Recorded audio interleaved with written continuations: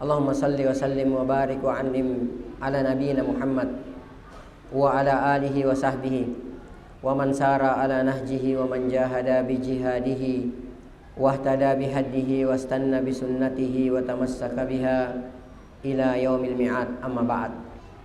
Ya ayyuhalladzina amanu taqullaha haqqa tuqatih wa la tamutunna illa wa antum muslimun.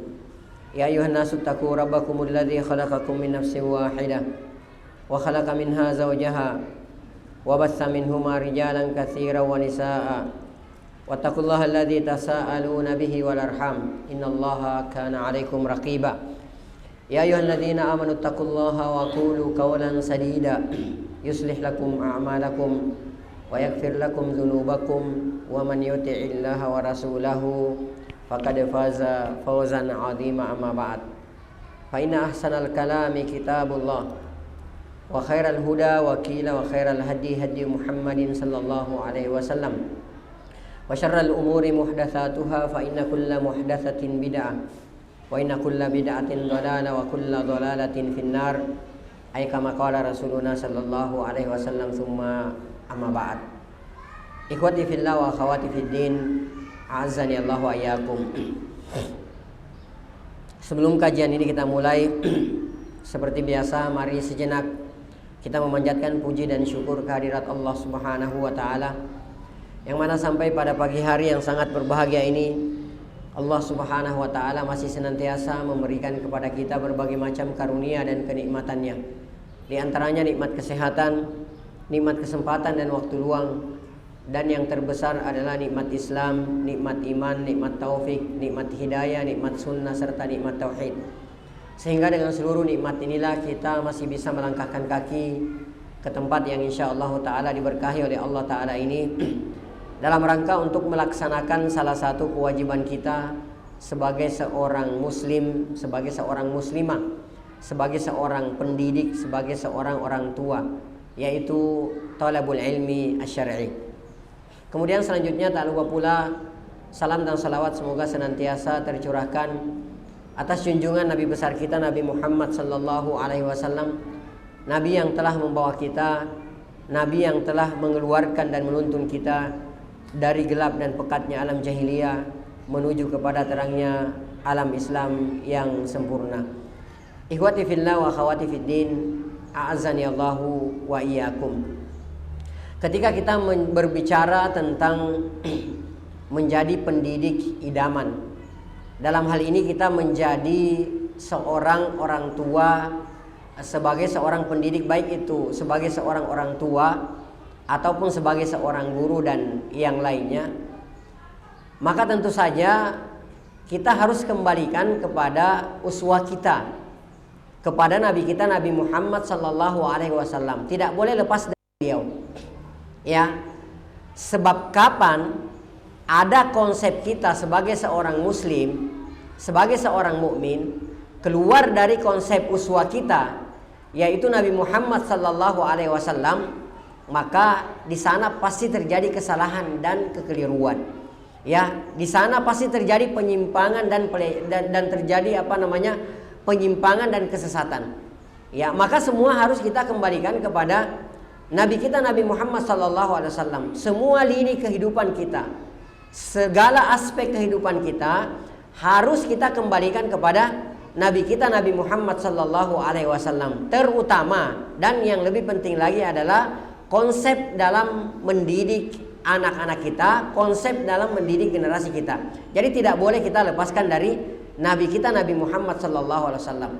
Ya, sehebat-hebatnya kalau ada seorang ahli parenting misalnya, sehebat-hebatnya dia yang berbicara masalah parenting, kalau misalnya konsepnya tersebut tidak dikembalikan kepada Nabi kita Nabi Muhammad SAW, suatu ketika pasti akan terjadi kegagalan, pasti akan terjadi kekeliruan, dan pasti ada penyimpangan di sana. Ini pasti.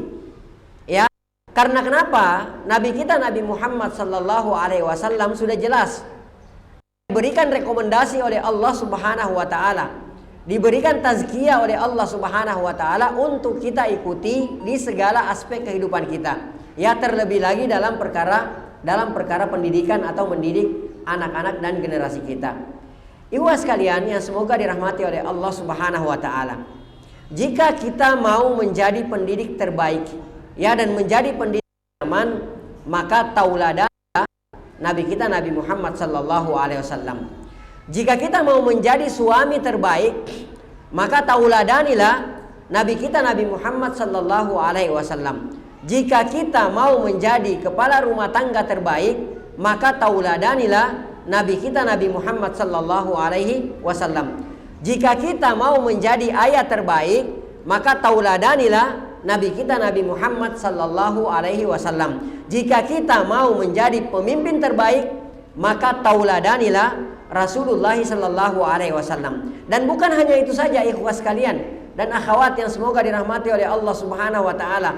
Bahkan jika kita mau menjadi panglima perang terbaik, maka tauladanilah Rasulullah sallallahu alaihi wasallam, ya. Yang memberikan rekomendasi Rasulullah sallallahu alaihi wasallam adalah Rabbul Alamin, Allah Subhanahu wa taala, yang menciptakan alam semesta ini, yang menciptakan segala sesuatunya, yang menciptakan kita semua, yang tahu persis keadaan dan kondisi seorang manusia, yang tahu persis zat, yang tahu persis, ya, tentang kondisi anak-anak kita, anak didik kita. Allah Subhanahu wa taala yang memberikan rekomendasi tazkiyah kepada Nabi kita Nabi Muhammad sallallahu alaihi wasallam. Dalilnya mana? Dalilnya jelas ada dalam Al-Qur'an. Di antaranya dalam surah Al-Ahzab ayat 21. Ya, siapa yang hafal ayatnya? Ada yang bisa sebutkan enggak ayatnya? Depannya aja. Ayo. Ada yang bisa sebutkan ayatnya? Laqad kana lakum. Taib, barakallahu fikum. Ini nanti ambil ya, buat antum hadiah. Ya. Taib. Allah Subhanahu wa taala berfirman dalam surah Al-Ahzab ayat 21. Laqad kana lakum fi Rasulillahi uswatun hasanah. Allah Subhanahu wa taala sungguh pada diri Rasulullah sallallahu alaihi wasallam, pada pribadi Rasulullah sallallahu alaihi wasallam, uswatun hasanah adalah merupakan tauladan, contoh tauladan yang baik bagi kalian. Jadi bukan hanya Allah tidak mengatakan hanya uswah saja sebagai tauladan saja. Allah katakan uswatun hasanatun, contoh tauladan yang baik. Jadi segala macam bentuk kebaikan itu ada pada diri Rasulullah sallallahu alaihi wasallam. Ada pada diri Nabi kita Nabi Muhammad sallallahu alaihi wasallam. Maka siapapun dari kita, ya, yang berusaha menjadikan Nabi Muhammad sallallahu alaihi wasallam sebagai uswah di setiap aspek kehidupannya, di setiap lini kehidupannya, terutama dalam perkara mendidik anak, mendidik generasi, maka dia, ya, termasuk orang yang terbaik. Ya, maka orang tersebut adalah termasuk orang yang terbaik. Karena ini adalah merupakan rekomendasi tazkiyah. Sekali lagi, ini adalah merupakan tazkiyah, rekomendasi dari Allah Subhanahu wa taala. Dan perhatikan, Allah Subhanahu wa taala melanjutkan ayat ini, liman kana yarjullaha wal yaumal akhir. Siapa yang bisa menjadikan Rasulullah SAW sebagai uswah, sebagai contoh tauladan yang baik, siapa mereka itu? Mereka itu adalah orang-orang yang pasti mengharapkan Allah Subhanahu wa taala dan pasti mengharapkan akhirat. Wa dzakarallaha katsira, dan pasti banyak menyebut Allah Subhanahu wa taala. Makanya menauladani Rasulullah sallallahu alaihi wasallam itu enggak gampang, itu enggak mudah. Ya, ketika di hati kita tidak ada akhirat, tidak ada Allah, tidak ada zikir kepada Allah Subhanahu wa taala, maka berat bagi kita untuk menauladani Nabi kita Nabi Muhammad sallallahu alaihi wasallam. Ya, maka perhatikan sekarang ini. Orang-orang yang tidak ada di hatinya Allah Subhanahu wa taala, orang-orang yang tidak ada di relung hatinya itu akhirat, tidak banyak mengingat Allah Subhanahu wa taala, maka apa yang terjadi? Yang mereka jadikan contoh, yang mereka jadikan tauladan, yang mereka jadikan uswah adalah orang-orang kafir. Yang mereka jadikan uswah itu adalah orang-orang fasik. Yang mereka jadikan tauladan itu adalah orang-orang yang terbiasa melakukan kemaksiatan-kemaksiatan. Lihatlah bagaimana generasi-generasi muda kita sekarang. Bahkan kita generasi old pun itu kadang-kadang masih banyak di antara kita yang mengidolakan artis-artis Korea, artis-artis Hollywood, artis-artis Bollywood, dan mengidolakan pemain-pemain bola yang notabene banyak di antara mereka adalah orang-orang kafir. Wa na'udzubillahi min dzalik. Ya, karena kenapa? Ya, Allah dan akhirat itu tipis di hati kita. Ya, bahkan mohon maaf, ada mungkin di antara kita yang tidak ada Allah, tidak ada akhirat di hatinya. Sehingga apa? Contoh tauladannya itu bukan Nabi Muhammad sallallahu alaihi wasallam, bukan Rasulullah sallallahu alaihi wasallam. Yang menjadi tauladannya adalah ya orang-orang kafir. Ya, dalam masalah parenting misalnya, bagaimana mendidik anak? Banyak di antara kita kaum muslimin, mohon maaf, ya, yang terkagum-kagum dengan konsep pendidikan orang-orang kafir. Ya. Padahal terbukti mereka sudah banyak mengalami kegagalan. Itu generasi-generasi yang banyak mengalami dekadensi moral. Itu pendidikan siapa? Itu didikannya orang-orang kafir, konsepnya orang-orang kafir. Dan itu yang kita tiru, itu yang kita contohi. Wa na'udzubillahi min dzalik.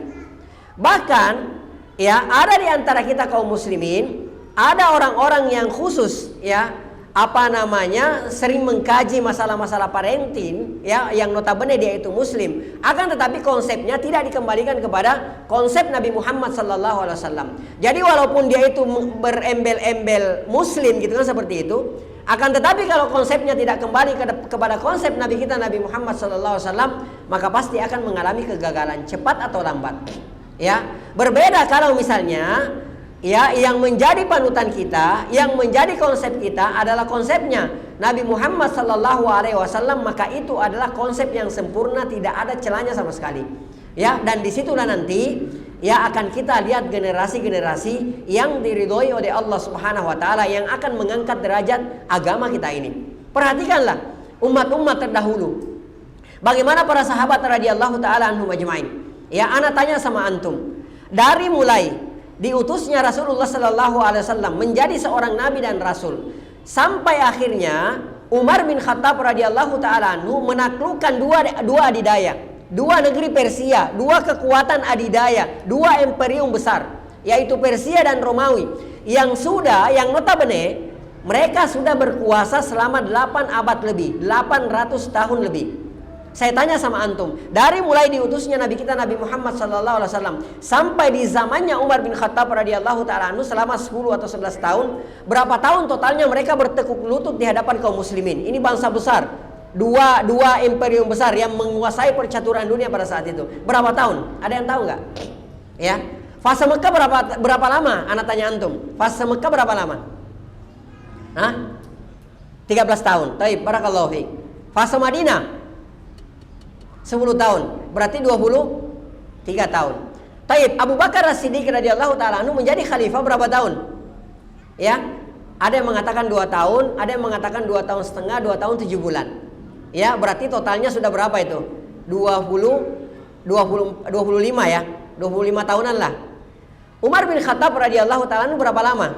Sekitar 10 tahun. Pada tahun ke-11 Hijriah, tepatnya itu di Nawahan, orang-orang Persia dicabut sampai ke akar-akarnya. Bayangkan, bangsa yang nggak usah antum sudah tahu lah gimana Persia itu, gimana Romawi itu. Antum tahu lah gimana kekuatannya. Bayangkan, mereka sudah berkuasa selama 8 abad, selama 800 lebih. Ya, mereka menguasai percaturan dunia. Dua negeri besar ini, dua kekuatan besar ini, adidaya ini, ya, Persia dan Romawi. Bayangkan, hanya dalam waktu 35 tahun, tidak sampai 35 tahun, mereka dicabut sampai ke akar-akarnya. Siapa yang mencabut mereka? Siapa yang merontokkan mereka? Kekuatan yang baru muncul, yang kalau dilihat dari persenjataannya tidak ada apa-apanya, dilihat dari logistiknya tidak ada apa-apanya, dilihat dari jumlahnya tidak ada apa-apanya. Mereka runtuh, mereka bertekuk lutut di hadapan kaum muslimin. Jadi masya Allah, ya. Apa yang menyebabkan mereka bisa menjadi generasi yang hebat seperti ini? Karena kebanyakan mereka nanti yang berjuang menaklukkan orang-orang Persia dan Romawi adalah para pemudanya, generasi mudanya Rasulullah sallallahu alaihi wasallam. Apa yang membuat mereka bisa menang, mendapatkan kemenangan yang sangat gemilang dan secepat itu? Tidak lain adalah konsep pendidikan yang ditanamkan oleh Nabi kita Nabi Muhammad sallallahu alaihi wasallam. Maka siapapun kita pada hari ini, ya, yang berani konsepnya Rasulullah sallallahu alaihi wasallam, tunggu kemenangan. Ya, kemenangan akan kita jemput cepat atau lambat insyaallah taala. Ya, karena Allah Subhanahu wa taala yang sudah menjanjikan. Taib. Saya tanya sama antum semua, ya, bapak-bapak, ibu-ibu sekalian. Kenapa kita harus beruswah kepada Nabi Muhammad sallallahu alaihi wasallam, terutama dalam konsep pendidikan ini, dalam konsep mendidik anak ini? Siapa yang tahu? Ya. Siapa yang tahu? Kalau antum simak dari awal kita bicara, maka antum akan tahu jawabannya. Kenapa kita beruswah? Kenapa kita menauladani Rasulullah SAW? Ada yang tahu nggak jawabannya? Ummahat, ada yang tahu nggak? Kenapa kita beruswah kepada Rasulullah SAW? Tayyib. Ya, barakallahu fiik. Nanti diambil ini ya. Karena Rasulullah SAW itu mendapatkan rekomendasi dari Allah Subhanahu wa taala untuk kita jadikan sebagai tauladan, ya. Tayyib. Ikhwas sekalian yang semoga dirahmati oleh Allah Subhanahu wa taala. Agar supaya kita bisa menjadi pendidik idaman, ya, menjadi pendidik yang terbaik, baik status kita sebagai seorang orang tua ataupun status kita sebagai seorang guru, maka paling tidak kita harus mempunyai 4 modal. Ya, kita harus mempunyai 4 poin sehingga ini minimal, sehingga kita bisa menjadi pendidik terbaik dan menjadi pendidik pendidik idaman. Ya, modal pertama atau poin pertama dan ini yang utama yang harus kita miliki adalah modal apa? Modal apa? Modal pertama dan utama yang harus kita miliki agar supaya kita bisa menjadi pendidik terbaik, ya, atau pendidik idaman, baik status kita sebagai orang tua maupun guru. Modal pertama dan utama apa yang harus kita miliki? Apa? Ilmu. Barakallahu fiik, ya. Ini nanti antum ambil ya. Nanti yang jawab dicatat aja, nanti diambil hadiahnya.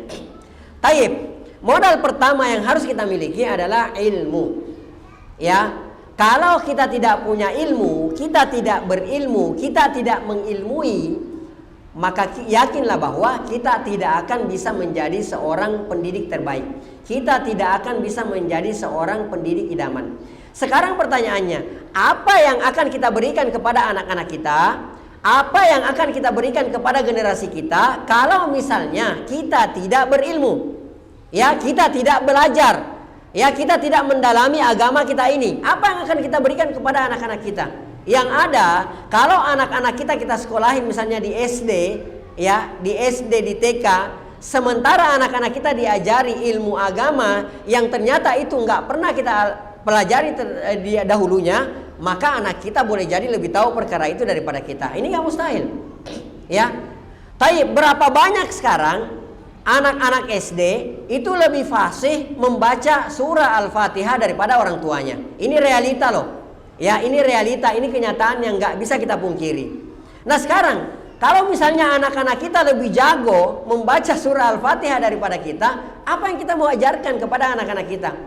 Ya, boleh jadi anak-anak kita bilang begini, abi umi Al-Fatihah aja bacanya nggak beres, gitu kan? Subhanallah. Ya, jadi yang pertama, modal pertama dan utama adalah ilmu. Ya, subhanallah, masya Allah ya. Sekarang Allah Subhanahu Wa Taala itu membukakan pintu ilmu seluas-luasnya. Antum tahu nggak? Saat ini saja yang anak ketahui ini ada 3 kajian loh.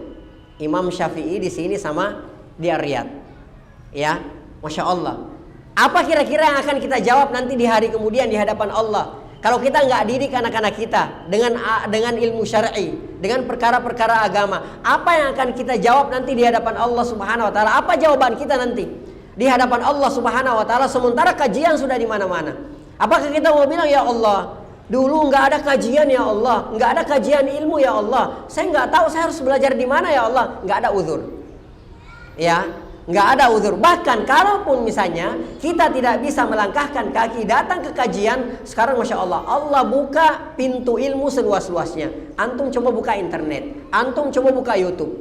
Mulai dari mulai dari ustadz kita yang paling junior sampai yang paling senior, ulama-ulama kita yang paling junior sampai yang paling senior, semuanya ada. Tinggal kita. Ya. Nah, ini yang pertama. Ya, jadi jangan sampai kita mau berharap bermimpi menjadi pendidik, ya, menjadi pendidik yang diidam-idamkan, menjadi pendidik terbaik sementara kita tidak mempunyai ilmu. Orang Arab berkata, faqidu syai' la yu'ti. Ya.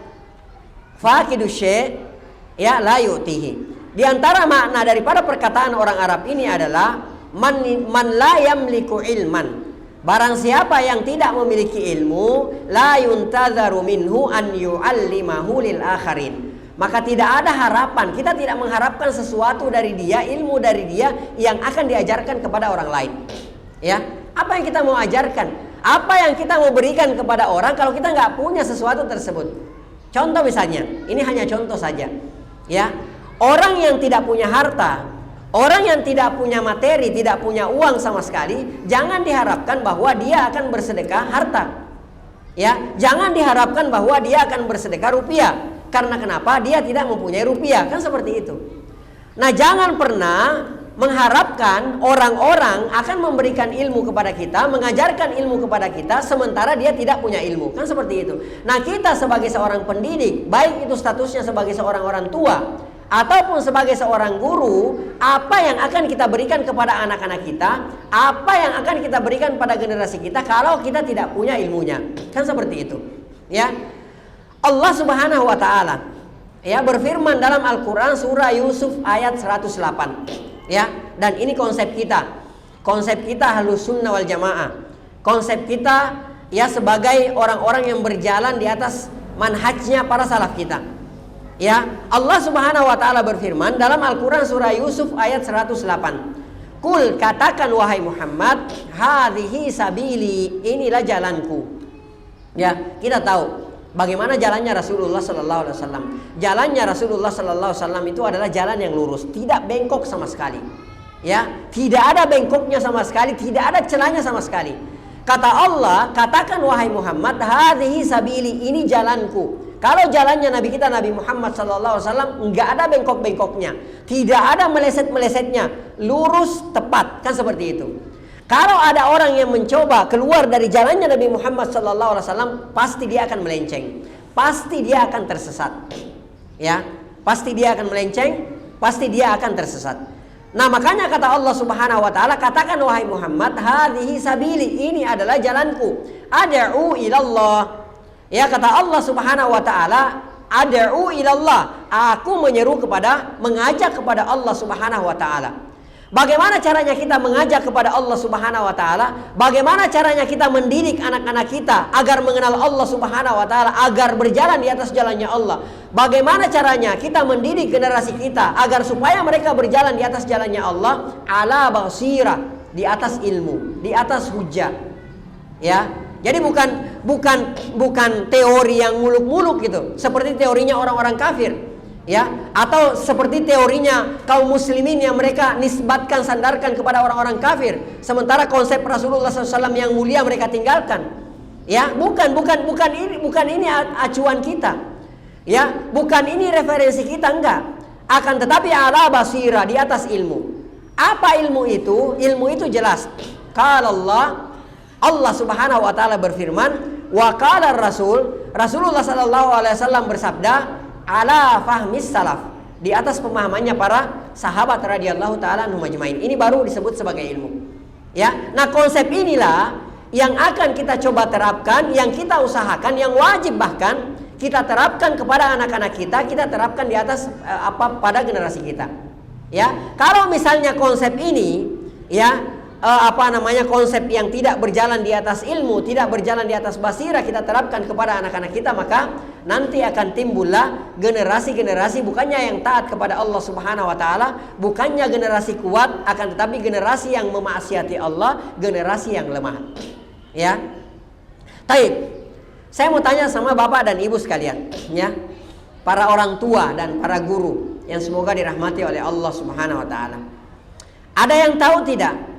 Kenapa orang-orang Nasrani dalam Al-Quran surah Al-Fatihah yang siang malam kita baca, ya, orang-orang Nasrani dalam Al-Quran surah Al-Fatihah, kenapa mereka dicap oleh Allah Subhanahu wa taala sebagai ad-dallin, orang-orang yang tersesat?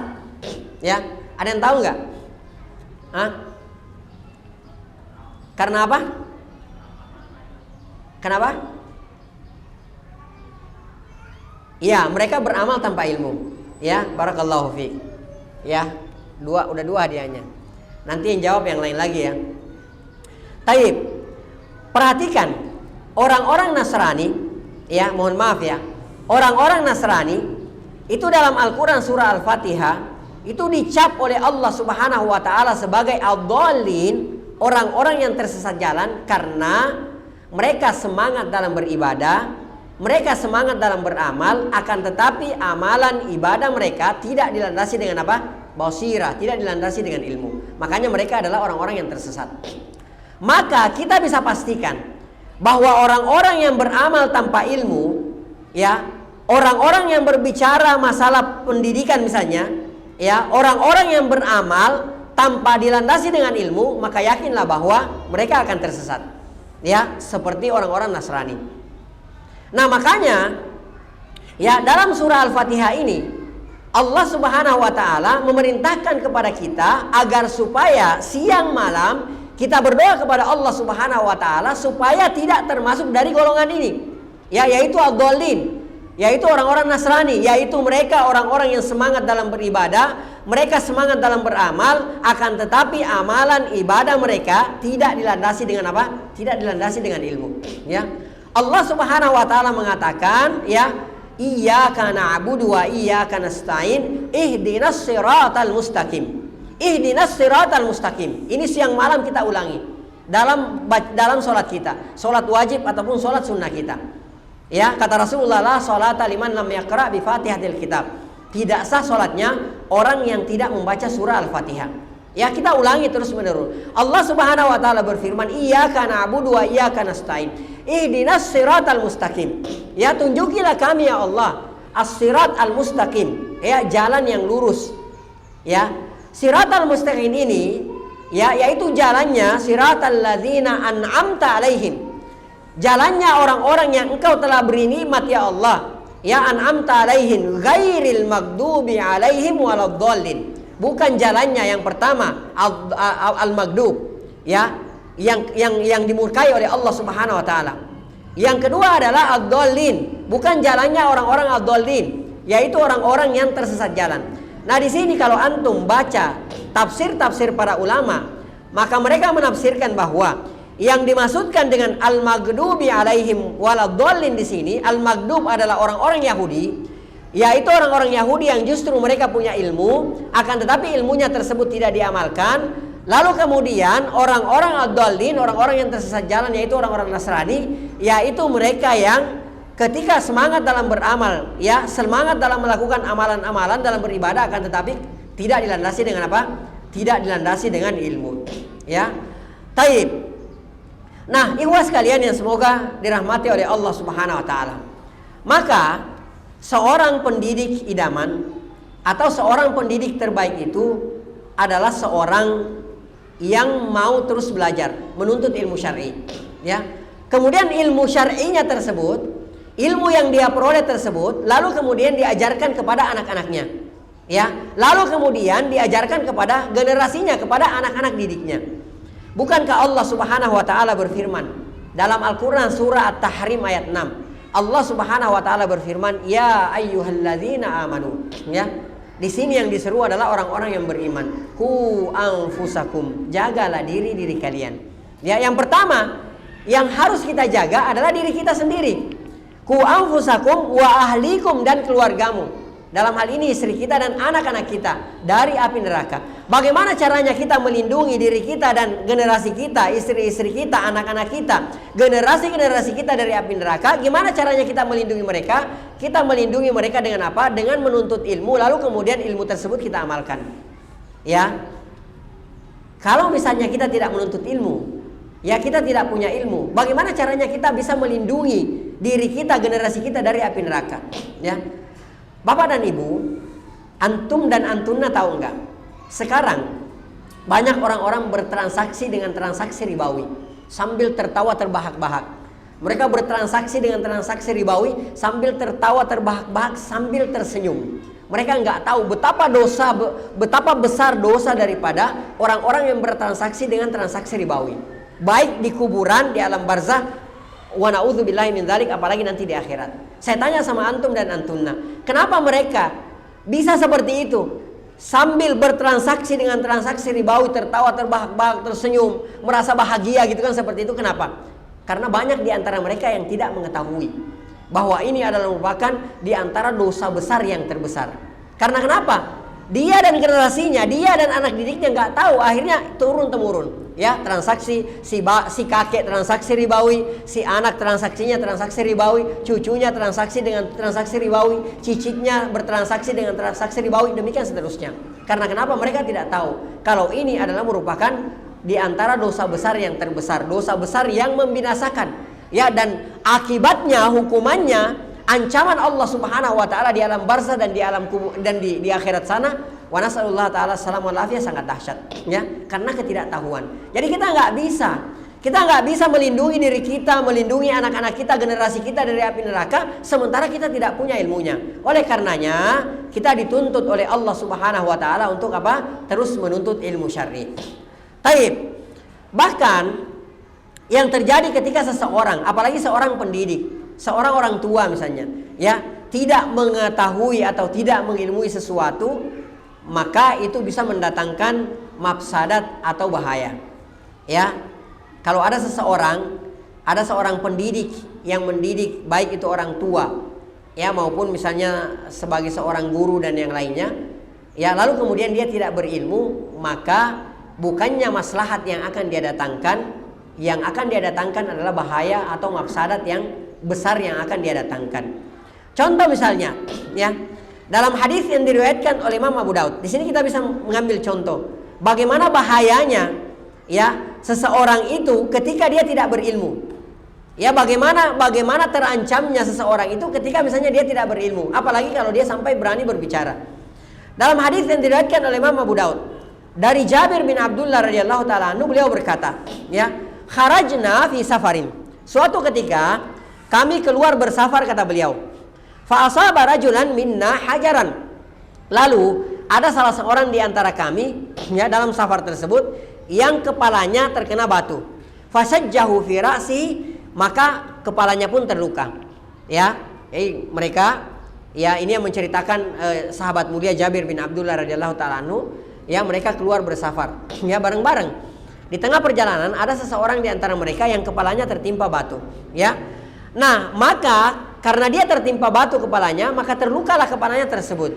Tsumma qadarullah, ya, di malam harinya ketika tidur, ini orang yang tertimpa batu kepalanya, dia mimpi basah, ya. Bapak dan Ibu sudah tahu semua kan mimpi basah kan.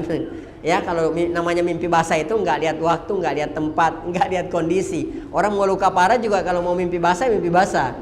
Ya, taib, subhanallah, ini kepalanya sudah terkena batu, luka, malamnya dia tidur, ya, maka dia mimpi basah, ya. Fasa'ala ashabahu, maka dia pun bertanya kepada teman-temannya pada saat itu. Faqala, lalu teman-temannya, salah seorang di antara mereka, ya, maka si orang ini bertanya kepada teman-temannya, ya, yang terluka ini bertanya kepada teman-temannya, hal tajiduna li rukhsatan fit tayammum. Bagaimana menurut kalian, ya, kalau bahasa kita sekarang, bro, ini semalam ana mimpi basah, ya, ini ana lagi dalam luka serius, kepala ana luka. Kira-kira kalau menurut antum, ana dapat rukhsah nggak sih? Ana dapat keringanan nggak sih untuk bertayamum? Gitu loh. Ya, kira-kira kalau antum ditanya seperti itu, apa jawaban antum kira-kira? Ya, kita nggak ngerti kalau kita nggak belajar, gitu loh. Ya, mungkin jawaban kita juga sama dengan, ya, yang hadir pada saat itu. Nggak ada air, antum nggak boleh tayamum. Ya, perhatikan. Fakalu, mereka pun berkata, mana jidulaka rukhsah. Ya, enggak, kita ngelihat ente nggak ada rukhsah, nggak ada keringanan. Ya, wa anta taqdiru alal ma, engkau bisa mandi kok, ada air, kamu bisa mandi. Ya, nggak ada rukhsah, nggak ada keringanan buat anda. Ya, apa yang terjadi? Faghtasala famata, maka si orang ini pun mandi, lalu kemudian dia meninggal dunia. Subhanallah, ini bahayanya nih tanpa ilmu ini. Ya, ini bahayanya tanpa ilmu. Apalagi, ya, mohon maaf, ya, kalau sampai kita berani memprovokasi orang banyak, masyarakat misalnya, penduduk satu negeri, satu tempat, ya, memprovokasi dengan menjelek-jelekkan pemimpin. Ini bahaya, ini banyak darah bisa tertumpah ini. Dia nggak nyadar, mungkin dengan satu perkataannya orang tersulut, terprovokasi, akhirnya ada yang tertumpah darahnya. Dia nggak sadar betapa besar pertanggungjawabannya nanti di hari kemudian. Ya, hati-hati.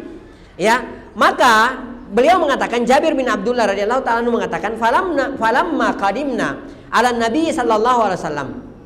Tatkala kami mendatangi Rasulullah sallallahu alaihi wasallam, tatkala kami sudah sampai di hadapan Rasulullah sallallahu alaihi wasallam, ukhbira bidzalika. Rasulullah sallallahu alaihi wasallam pun dikabarkan tentang peristiwa yang sudah terjadi tersebut, kejadian tersebut, case tersebut.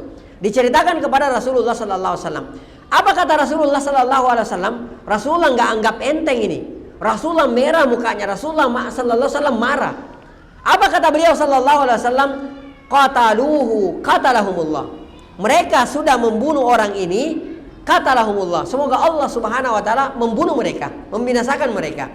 Ya, maka kata Rasulullah sallallahu alaihi wasallam, ala sa'alu idlam ya'lamu. Ya, kenapa? Kok bisa gitu loh? Kalau mereka nggak tahu, kok bisa? Kenapa mereka nggak nanya? Kenapa mereka nggak belajar gitu loh? Ya, jadi jangan asal nyerocos, jangan asal ngecap, jangan asal bicara, jangan asal ngomong saja. Kenapa mereka, kata Rasulullah, kok nggak tahu? Kenapa nggak belajar? Kenapa nggak bertanya gitu loh, seperti itu? Ya, nah maka di sini perhatikan kata Rasulullah, fa inna ma shifa'ul 'ayyi as-su'alu. Karena sesungguhnya obat daripada ketidaktahuan itu, obat daripada kebodohan kita itu adalah as-su'al, bertanya atau belajar. Ya, makanya kita dituntut untuk belajar. Ya, jadi jangan kita berharap, jangan kita bermimpi menjadikan mencetak generasi kita sebagai generasi terbaik, anak-anak terbaik, sementara kita sendiri tidak berilmu. Kita malas menuntut ilmu, kita tidak mau menuntut ilmu syar'i. Ya, kita sebagai orang tua hanya menyerahkan ya sepenuhnya anak-anak kita kepada sekolah saja. Ya kan seperti itu, nggak bisa seperti itu. Ya, jadi sekolah itu sebenarnya hanya membantu kita, hanya membantu meringankan kita, kan seperti itu. Ya. Bukan berarti bahwa ketika kita memasukkan anak kita ke satu sekolah misalnya, lalu kemudian kita serahkan sepenuhnya ke sekolah tersebut. Biarlah sekolah yang menangani, saya biarlah fokus mencari uang saja, mencari rezeki saja, memperkaya diri saja, enggak. Ya, akan tetapi kita sebagai orang tua, sebagai pendidik utama, kita yang lebih dituntut oleh Allah Subhanahu wa taala. Ku anfusakum, jaga diri kalian, wa ahlikum, dan keluarga kalian, termasuk diantaranya anak-anak kalian, dari nerakanya Allah Subhanahu wa taala. Taib. Oleh karenanya, ikhwas kalian dan akhwat, azani Allah wa iyyakum. Umar bin Abdul Aziz rahimahullahu taala, beliau pernah berkata dalam kitab Az-Zuhad lil Imam Ahmad rahimahullahu taala. Beliau mengatakan, "Man amila bi ghairi ilmin." Barang siapa yang beramal tanpa ilmu, barang siapa yang melakukan satu amalan tanpa ilmu, termasuk diantaranya barang siapa yang mendidik tanpa ilmu, baik itu mendidik anaknya ataupun sebagai seorang guru mendidik generasinya, ya, kana ma yufsidu, maka potensi merusaknya, kata beliau, aktsara mimma yuslihu, daripada memperbaikinya. Ya, maka hati-hati. Saya ingatkan kepada diri saya pribadi sebagai orang tua dan kepada antum dan antuna semua, hati-hati jangan sembarang memasukkan anak-anak kita di satu sekolah. Karena kenapa? Ini bahaya. Ini taruhannya akhirat ini. Ya, subhanallah, saya biasa menyaksikan sekolah-sekolah, pendidikan-pendidikan yang subhanallah di situ dicampurkan antara yang hak dan yang batil. Ya, iya, namanya embel-embel Islam gitu kan. Ya, ada embel-embel Islam, ada embel-embel Muslim di sekolah tersebut. Bahkan ada embel-embel menghafalkan Al-Quran, tahfiz Quran dan lain sebagainya. Akan tetapi subhanallah, di samping mereka diajarkan bersalawat kepada Nabi kita Nabi Muhammad SAW, mereka juga diajarkan joget-joget. Mereka juga diperdengarkan musik-musik. Mereka juga diajarkan menari. Mereka juga diajarkan sunnah. Mereka juga diajarkan kebidahan. Subhanallah. Ya, padahal Allah Subhanahu wa taala dari jauh-jauh hari sudah mengingatkan kepada kita, la talbisul haqqa bil batil. Jangan sekali-sekali kalian mencampurkan yang hak itu dengan kebatilan. Ya, jadi hati-hati. Ya, jangan hanya melihat nama besar ya sebuah sekolah, sebuah pendidikan, lalu kemudian kita masukkan anak kita di situ. Pelajari apa yang diajarkan di sekolah tersebut. Ya. Kalau misalnya di sekolah tersebut diajarkan nyanyi-nyanyi, diajarkan nari-nari, diajarkan musik-musik, tinggalkan. Ya, sekolah-sekolah tersebut tidak pantas buat anak-anak kita. Ya, sekolah-sekolah tersebut tidak pantas buat anak-anak kita, karena tidak mungkin bertemu di dalam satu hati, dalam hati anak kita antara musik dan Al-Quran. Ya, dan subhanallah hari ini banyak kejadian. Ya, namanya sekolah tahfiz, sekolah Al-Quran, tapi diajarkan juga joget-joget, diajarkan juga musik-musik. Ya, padahal ini jelas nggak bisa bertemu antara kebatilan dan al-haq. Kalau ada al-haq, kebatilan pergi. Kalau ada kebatilan, al-haq pasti pergi, kan seperti itu. Nggak bisa dicampur adukkan. Ya. Nah, kata Umar bin Abdul Aziz rahimahullah taala, "Man amila bi ghairi ilmin." Barang siapa yang beramal tanpa ilmu, ya, dan termasuk diantaranya mendidik tanpa ilmu, kana ma yufsidu, maka potensi merusaknya aktsara mimma yusli, lebih besar potensi merusaknya daripada memperbaikinya. Ya, daripada apa? Memperbaikinya. Oleh karenanya, ikhwah sekalian yang semoga dirahmati oleh Allah Subhanahu wa taala, Imam Bukhari rahimahullah taala itu beliau menuliskan satu bab khusus, ya, dalam kitab sahih beliau, bab al-ilmu qabla al-qauli wal amal. Ya, bab al-ilmu qabla al-qauli wal amal. Ya, bab tentang al-ilmu, mengilmui terlebih dahulu, berilmu terlebih dahulu, qabla al-qaul, sebelum mengatakan, sebelum mengucapkan, wal amal, dan sebelum beramal, sebelum melakukan. Ya, jadi konsep kita adalah berilmu terlebih dahulu. Sebelum kita mendidik anak-anak kita, sebelum kita mendidik generasi kita, maka yang kita lakukan adalah kita berilmu terlebih dahulu. Ya, dalilnya mana? Dalilnya dibawakan oleh Al-Imam Al-Bukhari rahimahullah taala dalam Al-Quran surah Muhammad ayat 19. Allah Subhanahu wa taala berfirman, "Fa'lam," maka ketahuilah, wajib bagi kalian, wajib bagi engkau wahai Muhammad untuk mengetahui. Nah, di sini Allah Subhanahu wa taala mengatakan, memerintahkan fa'lam, ketahuilah, ilmuilah terlebih dahulu. Ya, dan kita tahu ya bahwa dalam konsep, ya, kaidah kita mengatakan bahwa al-aslu fil amri al-wujub. Hukum asal, ya, daripada perintah itu, hukum asalnya. Jadi semua perintah yang ada di dalam Al-Quran dan yang ada dalam hadis-hadis Rasulullah SAW, hukum asalnya adalah wajib. Al-aslu fil amri al-wujub. Hukum asal perintah itu adalah menunjukkan kepada wajibnya. Nah, di sini Allah Subhanahu wa taala mengatakan fa'lam, ketahuilah, ilmuilah, wajib bagi engkau untuk mengilmui. Ya, annahu la ilaha illallah, bahwa tidak ada ilah, la ma'buda bihaqqin illallah, tidak ada ilah yang berhak disembah, ya, yang hak kecuali Allah Subhanahu wa taala. Jadi ini yang pertama kali harus kita ketahui. Ini yang pertama kali harus kita ketahui, yang pertama kali harus kita ilmui dan kita ajarkan kepada generasi kita, kepada anak-anak kita, mengilmui bahwasanya la ma'buda bihaqqin illallah. Ya, tidak ada sesembahan yang berhak disembah dengan benar kecuali siapa? Kecuali Allah Subhanahu wa taala.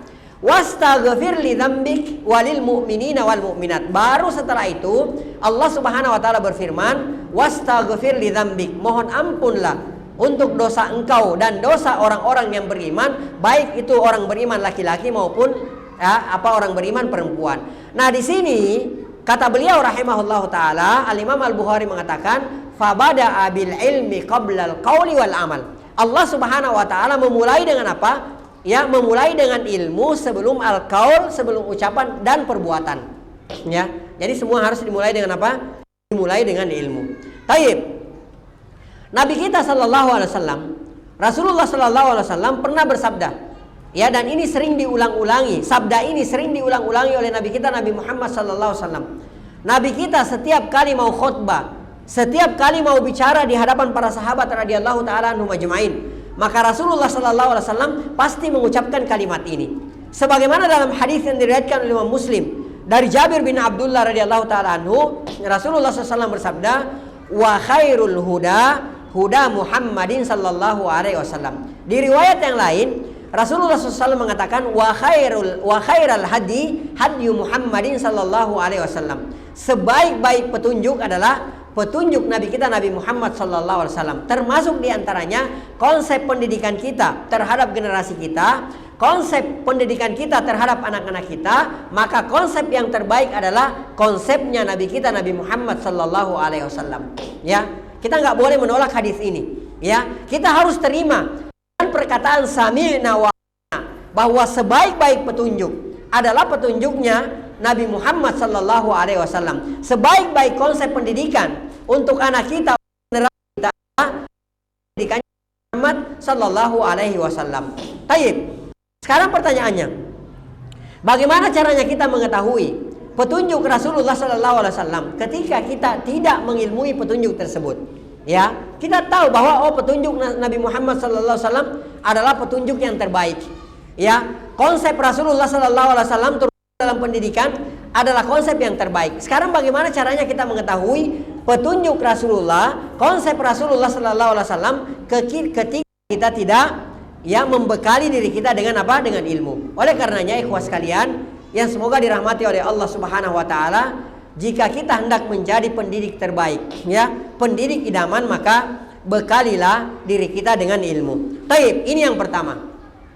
Kemudian modal yang kedua yang yang kita harus miliki agar kita bisa menjadi pendidik idaman, menjadi pendidik terbaik, baik status kita sebagai orang tua ataupun status kita sebagai seorang guru, adalah dengan terus meningkatkan ketakwaan kita kepada Allah Subhanahu wa taala. Ya, adalah dengan apa? Dengan terus meningkatkan ketakwaan kita kepada Allah Subhanahu wa taala.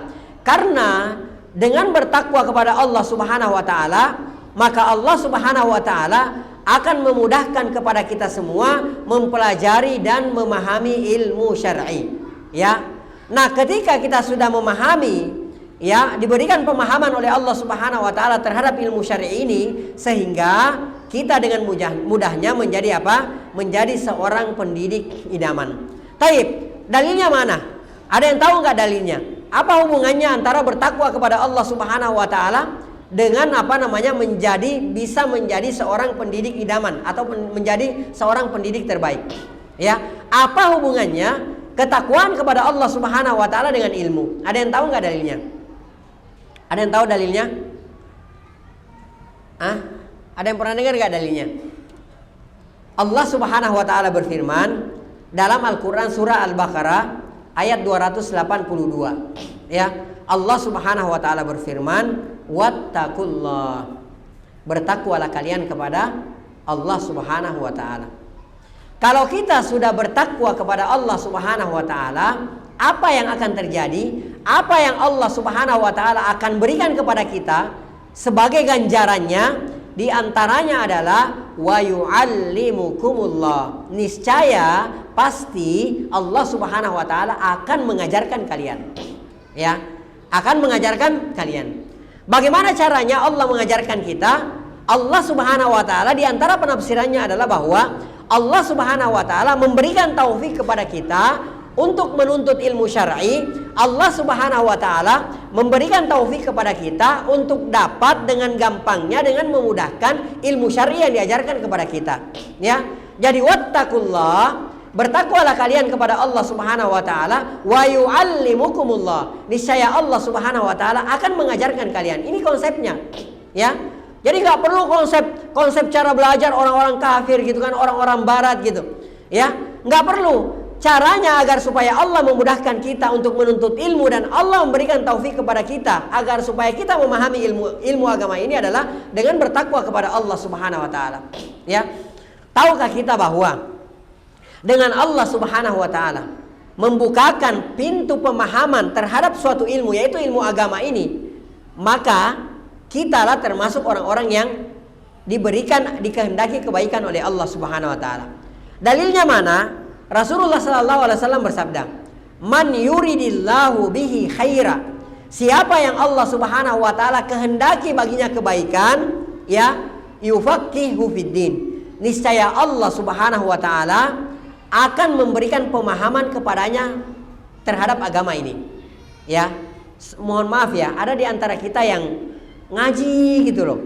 Ya. Kok saya semakin ngaji rasanya kok nggak paham gitu, ditanya ini nggak ngerti, ditanya begini nggak tahu, ya mau bicara ini nggak paham, nggak, dan lain sebagainya. Kok nggak paham gitu loh, diulang kok nggak paham gitu. Ya, kita khawatir jangan-jangan kita adalah orang yang tidak dikehendaki kebaikan oleh Allah Subhanahu wa taala. Karena kenapa? Orang yang dikehendaki kebaikan oleh Allah Subhanahu wa taala, maka dia akan diberikan pemahaman kepada agama kita. Ya. Taib. Kita kalau misalnya malas menuntut ilmu, berat rasanya kaki kita. Seolah-olah ada besi, ya, ada beban sampai puluhan sampai ratusan kilo di kaki kita ketika kita hendak menuju ke majelis ilmu. Hati-hati.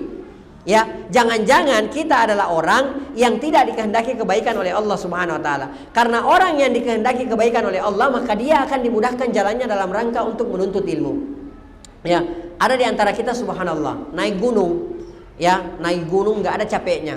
Dia bisa naik gunung. Padahal capek, nggak semua orang bisa naik gunung. Ada orang sampai naik sepedaan sampai puluhan bahkan ratusan kilometer. Tidak semua orang bisa melakukan itu. Akan tetapi dia tidak pernah terlihat di majelis ilmu. Padahal mungkin masjid tidak jauh dari rumahnya. Tempat ilmu, majelis ilmu tidak jauh dari rumahnya. Tapi kok rasanya berat banget gitu loh. Ya kok rasanya lebih gampang mengayuh sepeda sampai puluhan sampai ratusan kilometer gitu. Kok rasanya lebih gampang naik gunung gitu. Ya, yang notabene nggak semua orang bisa melakukan. Padahal cuma melangkah ke masjid, ke tempat majelis ilmu kok nggak bisa gitu loh. Nah ini kita khawatir kalau terjadi seperti ini dalam diri kita. Jangan-jangan kita adalah orang yang tidak dikehendaki kebaikan oleh Allah Subhanahu Wa Taala. Karena ya mafhumul mukhalafah dari hadis ini, memahami kebalikan daripada hadis ini, siapa yang Allah Subhanahu Wa Taala kehendaki kebaikan, maka dia akan diberikan pemahaman dalam agama kita, dalam agama ini. Maka memahami kebalikan daripada hadis ini, mafhumul mukhalafahnya adalah siapa yang tidak dikehendaki kebaikan oleh Allah Subhanahu Wa Taala, maka dia tidak diberikan pemahaman dalam agama ini.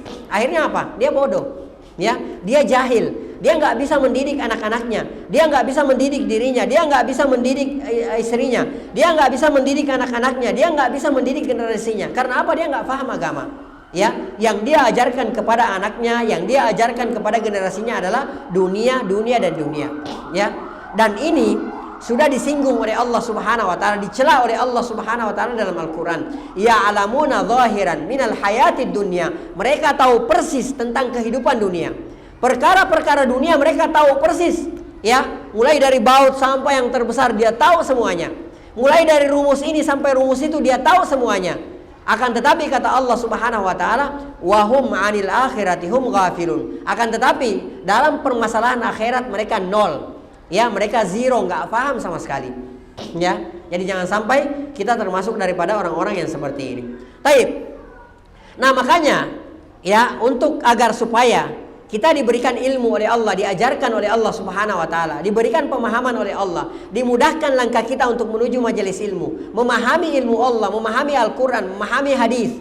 Ya, Rasulullah Sallallahu Alaihi Wasallam adalah dengan terus meningkatkan ketakwaan kita kepada Allah Subhanahu Wa Taala. Taib. Kemudian salah satu karakter ya yang harus dimiliki oleh seorang pendidik idaman, oleh seorang pendidik terbaik adalah dia harus memiliki al-furqan. Ya, apa itu al-furqan? Apa itu al-furqan? Ada yang tahu nggak al-furqan? Hah? Kalau antum nggak tahu al-furqan, antum harus belajar bahasa Arab. Al-furqan itu artinya apa? Pembeda. Ya, yang membedakan. Al-furqan itu adalah pembeda yang bisa membedakan bainal haqqi wal batil, antara yang hak dengan yang batil. Ya, bainas syirki wat tauhid, antara kesyirikan dan tauhid. Ya, mengesahkan Allah, antara menduakan Allah dengan mengesahkan Allah. Ya, bainas sunnati wal bid'ati, antara sunnah dan bid'ah. Ini kita harus memiliki apa? Al-furqan. Harus memiliki pembeda. Ya, bagaimana caranya? Ada seorang pendidik, seorang orang tua yang hendak mendidik anaknya dengan sebaik-baiknya. Ya, mendidik anaknya, memperkenalkan kepada anaknya apa itu al-haq, sementara dia tidak punya al-furqan. Ya, dia tidak punya pembeda. Makanya kita lihatlah sekarang banyak sekolah-sekolah, banyak pendidikan-pendidikan bermunculan, walaupun mereka embel-embelnya nama Islam misalnya, akan tetapi tidak Islami. Ya, dan di situ dicampur adukan antara yang hak dengan yang batil karena para pendidiknya tidak mempunyai al-furqan. Ya, tidak diberikan al-furqan oleh Allah Subhanahu Wa Taala. Nah, perhatikan al-furqan ini, pembeda ini hanya diberikan oleh Allah Subhanahu Wa Taala kepada hamba-hambanya yang bertakwa kepada Allah Subhanahu Wa Taala. Kalau kita tidak bertakwa kepada Allah Subhanahu Wa Taala, maka jangan berharap Allah Subhanahu Wa Taala akan memberikan al-furqan kepada kita. Makanya percayakan anak-anak kita, ya, percayakan anak-anak kita kepada orang-orang yang zahirnya terlihat bertakwa kepada Allah Subhanahu Wa Taala. Ya, kita nggak menghukumi orang yang di dalamnya, ya, karena kaidah mengatakan nahkum bizahir. Kita menghukumi orang, menghukumi sesuatu itu zahirnya. Kalau misalnya kita lihat seseorang soleh, kita lihat seseorang bertakwa kepada Allah Subhanahu Wa Taala, dalamannya serahkan sama Allah Subhanahu Wa Taala. Kita nggak disuruh oleh Allah Subhanahu Wa Taala untuk mengurusi hatinya orang. Ya, kalau kita melihat bahwa ini zahirnya adalah orang yang bertakwa, kita serahkan kepada orang tersebut anak kita untuk dididik. Ya, jadi jangan sembarangan. menyerahkan, mempercayakan anak-anak kita kepada pendidik. Kalau dia tidak bertakwa kepada Allah Subhanahu wa taala, maka dia tidak mungkin mempunyai apa? Al-Furqan. Taib. Ya ikhwas sekalian yang semoga dirahmati oleh Allah Subhanahu wa taala. Allah Subhanahu wa taala berfirman dalam Al-Qur'an surah Al-Anfal ayat 29. Ya ayyuhalladzina amanu. Wahai orang-orang yang beriman, in tattaqullah. Jika kalian bertakwa kepada Allah Subhanahu wa taala, yaj'al lakum furqana. Maka Allah Subhanahu wa taala akan memberikan kepada kalian furqan. Ya, furqan itu adalah sesuatu yang bisa membedakan antara yang hak dengan yang batil. Nah, kalau kita bertakwa kepada Allah Subhanahu wa taala, maka Allah Subhanahu wa taala akan memberikan al-furqan ini ke dalam hati kita masing-masing. Wa yukaffir ankum sayyiatikum. Dan lebih daripada itu, Allah Subhanahu wa taala mengatakan, Allah Subhanahu wa taala akan menghapuskan kesalahan-kesalahan kalian, akan menghapuskan dosa-dosa kalian, wa yaghfir lakum, dan Allah Subhanahu wa taala akan mengampuni kalian. Wallahu dzul fadlil azim, karena Allah Subhanahu wa taala adalah pemilik keutamaan yang agung. Taib, ikhwas sekalian yang semoga dirahmati oleh Allah Subhanahu wa taala, agar supaya kita bisa menjadi pendidik idaman atau pendidik yang terbaik, baik kita statusnya sebagai seorang orang tua ataupun sebagai seorang guru, adalah dengan memiliki sifat sabar. Ya, adalah dengan memiliki apa? Sifat sabar. Jadi sudah dua kita jelaskan ya. Yang pertama tadi apa? Poin pertama ilmu, yang kedua takwa kepada Allah Subhanahu wa taala. Nah, sekarang yang ketiga adalah ya dengan memiliki kesabaran, ya. Berusaha memiliki kesabaran. Bagaimana caranya kita memiliki kesabaran? Bagaimana caranya agar supaya kita bisa menjadi pribadi yang bersabar? Yang pertama, banyak-banyak berdoa kepada Allah Subhanahu wa taala. Ya, banyak-banyak memohon kepada Allah Subhanahu wa taala supaya kita ini jadikan sebagai pribadi yang bersabar. Yang kedua, melatih diri kita agar supaya menjadi pribadi yang sabar. Karena kalau misalnya kita tidak melatih diri kita untuk menjadi sebagai seorang yang bersabar, maka kita tidak mungkin bisa menjadi pribadi yang bersabar. Contoh misalnya sedekah, ya. Orang yang tidak memaksakan dirinya untuk bersedekah, orang yang tidak terbiasa memaksakan dirinya untuk memberikan sedekah, misalnya menginfakkan hartanya di jalan Allah Subhanahu wa taala, maka selamanya dia tidak akan menjadi ahlus sedekah. Ya, maka selamanya dia tidak akan menjadi ahlus sedekah. Tapi kalau misalnya dia paksakan dirinya untuk bersedekah, menginfakkan hartanya di jalan Allah Subhanahu wa taala, maka insyaallah taala atas taufik dari Allah Subhanahu wa taala dia akan menjadi seorang ahlus sedekah. Baik, demikian pula dengan kesabaran. Kita tidak mungkin bisa menjadi pribadi yang bersabar karena Allah Subhanahu wa taala kalau tidak dilalui dengan latihan. Ya, Rasulullah sallallahu alaihi wasallam bersabda, innamal ilmu bitta'allum. Ya, ilmu itu bisa didapatkan dengan apa? Dengan belajar. Ya, jadi bukan dengan mimpi seperti yang diklaim oleh ada golongan-golongan tertentu yang mengklaim bahwa dia diajar oleh Allah Subhanahu wa taala melalui mimpi, dia belajar melalui mimpi, bangun-bangun dia sudah menjadi orang alim. Atau misalnya bukan dengan jalan kitab-kitab ulama kita bakar, lalu kemudian debunya kita ambil, kita masukkan ke dalam air, lalu kemudian kita minum itu air, keracunan antum. Ya, bukan seperti itu kata Rasulullah, innamal ilmu bitta'allum. Ilmu itu didapatkan dengan belajar. Wa innamal hilmu bittahallum. Kesabaran itu, ya, hati yang lembut itu bisa kita dapatkan dengan membiasakan diri. Ya, membiasakan diri bersabar, membiasakan diri hati ini lembut gitu kan, seperti itu. Nah, ini diantara caranya. Jadi yang pertama berdoa kepada Allah Subhanahu wa taala, banyak berdoa kepada Allah Subhanahu wa taala.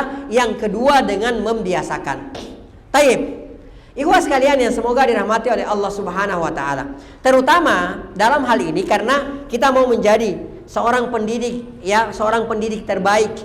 Baik itu kita sebagai orang tua maupun sebagai seorang guru, maka yang paling kita latih diri kita adalah sabar menghadapi anak-anak kita, sabar menghadapi anak didik kita, ya. Karena tentu saja karakter daripada anak-anak kita atau anak didik kita itu berbeda-beda. Jadi nggak semuanya sama, ya. Ada anak yang masya Allah diem gitu, ya, nggak banyak tingkah, diam aja. Nggak banyak bicara, nggak banyak kelakuan gitu kan, seperti itu. Ada anak-anak yang nggak bisa diam, petakilan, loncat sana loncat sini, ya, mulutnya nggak bisa diam, ngomong sana ngomong sini. Ini karakternya berbeda-beda, ya. karakter anak-anak kita berbeda-beda. Ada orang yang subhanallah, kalau ada pendidik, mohon maaf, kalau ada pendidik ya, yang mana pendidik tersebut tidak memiliki kesabaran, tidak memiliki rasa maaf, jiwa besar, ya, maka habislah satu sekolah di DO oleh dia. Habislah satu sekolah dipecat-pecatin oleh dia. Ada kesalahan, ada muridnya sedikit bersalah dikeluarin. Ya, ini nggak pantas sekolah di sekolah saya. Ada lagi muridnya, ini nggak pantas sekolah di sekolah saya. Banyak melakukan kesalahan, dikeluarin lagi. Ya, apa yang dia mau dapatkan kalau ada pendidik yang seperti ini tidak sabar menghadapi murid-muridnya yang karakternya berbeda-beda? Ya, tahukah kita bahwa jangankan kita sebagai pendidik yang tidak ada jaminannya dari Allah Subhanahu Wa Taala, ada anak Nabi kok masuk neraka. Ya, ada anak Nabi yang masuk neraka. Karena kenapa? Hidayah itu finalnya, yang namanya hidayah itu di tangan Allah Subhanahu Wa Taala. Kita hanya berusaha. Nah, makanya kita harus sabar dalam menyampaikan hidayah ini. Nggak boleh kita mempunyai sifat pemarah. Nggak boleh kita tergesa-gesa dalam mengeluarkan misalnya murid-murid kita atau anak didik kita. Nggak boleh seperti itu. Ya, nggak boleh seperti itu. Saya teringat dengan ucapan salah seorang guru saya, hafizahullah ta'ala. Jadi Masya Allah, ya, dulu saya masih ingat ketika masih di pondok. Waktu itu saya masih kecil. Tapi sampai sekarang, ya, pernyataan beliau itu masih terngiang-ngiang di kepala saya. Beliau mengatakan, ketika misalnya sudah ada penerimaan santri baru, ya, beliau mengatakan, kata saat itu belum kayak sekarang. Kalau sekarang, ya, yang namanya pondok pesantren itu bergensi. Ya, bahkan ada pondok pesantren masuknya saja itu bayarnya ratusan juta. Per bulannya itu sampai puluhan juta. Sekarang pesantren itu Masya Allah bergensi. Dulu di zaman ana masih kecil, yang namanya pesantren itu, pondok pesantren itu momok. Ya, dulu kalau ada orang dimasukkan ke dalam pesantren, bandel. Ya, kalau ada anak yang bandel diancam sama orang tuanya. Bandel kamu, bapak masukin ke pesantren. Itu dulu, ya. Tapi mohon maaf ya, saya juga bandel tapi nggak sebandel-bandel itulah masuk pesantren gitu. Ya, sampai begitu. Ya, guru saya berkata begini, hafizahullah taala. Beliau mengatakan, ini orang-orang tua menganggap pondok pesantren kita ini sebagai bengkel. Ya, jadi anak dibawa ke sini, ya, kalau rusak, ya, kita tidak dibawakan anak-anak yang cerdas, anak-anak yang berprestasi, anak-anak yang soleh, nggak ada yang dimasukkan di sini. Ya, jadi mereka menganggap bahwa pondok pesantren ini adalah bengkel. Semuanya yang masuk ke sini adalah rusak. Tapi baiklah, kata beliau, kita akan coba memperbaiki yang rusak. Kemudian kata beliau lagi, dan ini yang saya nggak bisa lupakan, ya, beliau mengatakan bahwa mereka, ya, membawakan kepada kita ampas kelapa, dan mereka menuntut dari kita supaya dari ampas ini keluar minyak. Ya. Jadi mohon maaf ya, mereka bawakan kepada kita ampas kelapa. Dan mereka bilang ke kita, tolong ini ampas kelapa, keluarkan minyak dari ampas kelapa ini. Nggak bisa. Tapi kata beliau, baiklah, kita akan coba mengeluarkan minyak dari ampas ini. Insya Allah. Ya, itu nggak bisa saya lupakan tuh. Saya masih kecil pada saat itu dan saya ingat. Sampai hari ini, usia saya sudah 48 tahun, saya masih ingat kata-kata beliau. Ya, jadi Masya Allah. Jadi seorang pendidik itu nggak boleh baperan gitu loh. Ya, seorang pendidik itu baru misalnya ada pendidik yang disinggung, disindir, dibully sama muridnya, langsung ini orang harus dipecat, ini orang-orang begini. Ya, ini begini, nggak bisa seperti itu. Ya, harus kita sebagai seorang pendidik itu harus memiliki kesabaran. Taib, perhatikan, Imam Al-Baihaqi meriwayatkan dalam kitab Manaqib Asy-Syafi'i. Ya, beliau menceritakan di sini bahwa Al-Imam Asy-Syafi'i itu mempunyai seorang murid yang namanya Rabi' bin Sulaiman rahimahullah ta'ala. Ya, antum tahu nggak Rabi' bin Sulaiman ini, mohon maaf, kalau saya bahasakan, ya, beliau dulu itu waktu belajar sama Imam Syafi'i, beliau itu bebel. Ya, kalau misalnya gurunya bukan Imam Syafi'i, kita nggak tahu jadi apa Ar-Rabi' bin Sulaiman rahimahullah ta'ala. Di belakang hari, Ar-Rabi' bin Sulaiman rahimahullah ta'ala adalah seorang ulama besar. Ya, kenapa beliau menjadi seorang ulama besar? Ya, sebabnya adalah, ya, tentu saja yang pertama karena taufik dari Allah Subhanahu wa taala, dan sebabnya adalah karena kesabaran seorang guru yang bernama Al-Imam Asy-Syafi'i rahimahullah taala. Ya. Al-Imam Al-Baihaqi menceritakan dalam kitab Manaqib Asy-Syafi'i. Beliau mengatakan begini, Annar Rabi'a bin Sulaiman, bahwasanya Ar-Rabi' bin Sulaiman kana batiul fahmi. Beliau itu orangnya lelet dalam memahami. Maksudnya tell me kalau kayak saya sekarang. Iya, antum tahu kan bahasa tell me? Telat mikirnya. Jadi orang sudah pada ketawa gitu, dia baru masih diam gitu. Orang sudah berhenti ketawa, dia baru ketawa. Ha. Kenapa antum ketawa? Oh, lucu. Padahal orang dari tadi sudah ketawa. Tell me namanya. Ya. Apa namanya kata Al-Imam Al-Baihaqi, batiul fahmi. Jadi apa batiul fahmi? Jadi beliau itu susah memahami, ya. Fakarrara alaihi al-Imam Asy-Syafi'i mas'alatan wahidatan arba'ina marratan. Imam Asy-Syafi'i sampai mengulangi satu permasalahan, satu ilmu diulangi oleh Imam Asy-Syafi'i, dibacakan kepada dia arba'ina marra, 40 kali, falam yafham, dia enggak paham sama sekali. Ya. Ada di antara antum ya sebagai seorang pendidik, sebagai seorang guru ulangi dong ya. Ada mungkin di antara kita baru 10 kali, ya Allah ini anak bebel benar-benar minta ampun. Mungkin kita nggak ucapkan tapi dalam hati seperti itu karena kita takut sama orang tuanya. Ya, jangan-jangan dia ngadu polisi lagi, perbuatan tidak menyenangkan, saya dikatain bebel oleh guru saya. Akhirnya dalam hati, ya Allah nih anak kok bebel banget gitu loh, kok nggak bisa hafal-hafal. Perasaan dulu saya waktu masih kecil diulang 1 kali 2 kali saya sudah hafal gitu loh. Ya, jangan samakan dengan kita, jangan samakan dengan kondisi semua anak, enggak. Makanya dibutuhkan di sini kesabaran, ya. Nah, maka kata Al-Imam Al-Baihaqi rahimahullah taala, faqama ar-Rabi'u minal majlisi hayaan. Antum tahu enggak? Ar-Rabi' rahimahullah taala karena nggak bisa faham, diulangi nggak faham, diterangkan nggak faham, apa yang terjadi? Maka beliau pun meninggalkan majelis karena malu. Ya, dia keluar, dia kesian. Ya, fada'ahu Asy-Syafi'i fi khalwatin. Imam Asy-Syafi'i, perhatikan bagaimana sabarnya seorang guru yang bernama Imam Asy-Syafi'i. Dia panggil itu Ar-Rabi, ya, Rabi sini deh kamu.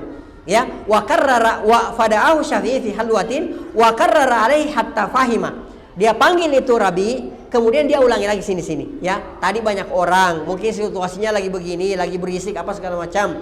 Banyak orang, kamu malu, akhirnya kamu nggak paham sini. Nih ulangi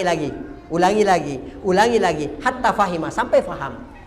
Ya, jadi masya Allah kesabaran seorang Al-Imam Asy-Syafi'i. Wa qala lahu, dan berkata kepadanya, perhatikan Imam Asy-Syafi'i sampai mengatakan begini, ya Rabi, wahai Rabi, lau qadirtu an ut'imakal ilma la at'amtuka iyyah. Wahai Rabi, Anda ini ya, ilmu itu seperti makanan dan kamu saya suapin dengan makanan tersebut, kamu bisa makannya, saya akan lakukan itu. Ya, saya akan suapi engkau dengan ilmu tersebut. Coba. Sampai segitunya Imam Asy-Syafi'i rahimahullah taala. Dan apa yang terjadi di belakang hari, ya, Ar-Rabi' bin Sulaiman rahimahullah taala adalah salah seorang murid Al-Imam Asy-Syafi'i dan menjadi salah seorang ulama besar. Ya, coba kalau nggak ada guru yang namanya Al-Imam Asy-Syafi'i yang sabar, udah kamu nggak usah kesini lagi deh. Kamu nggak level di sini. Di sini orang-orang cerdas semua. Di sini rata-rata nilai orang di sini 92 ke atas gitu.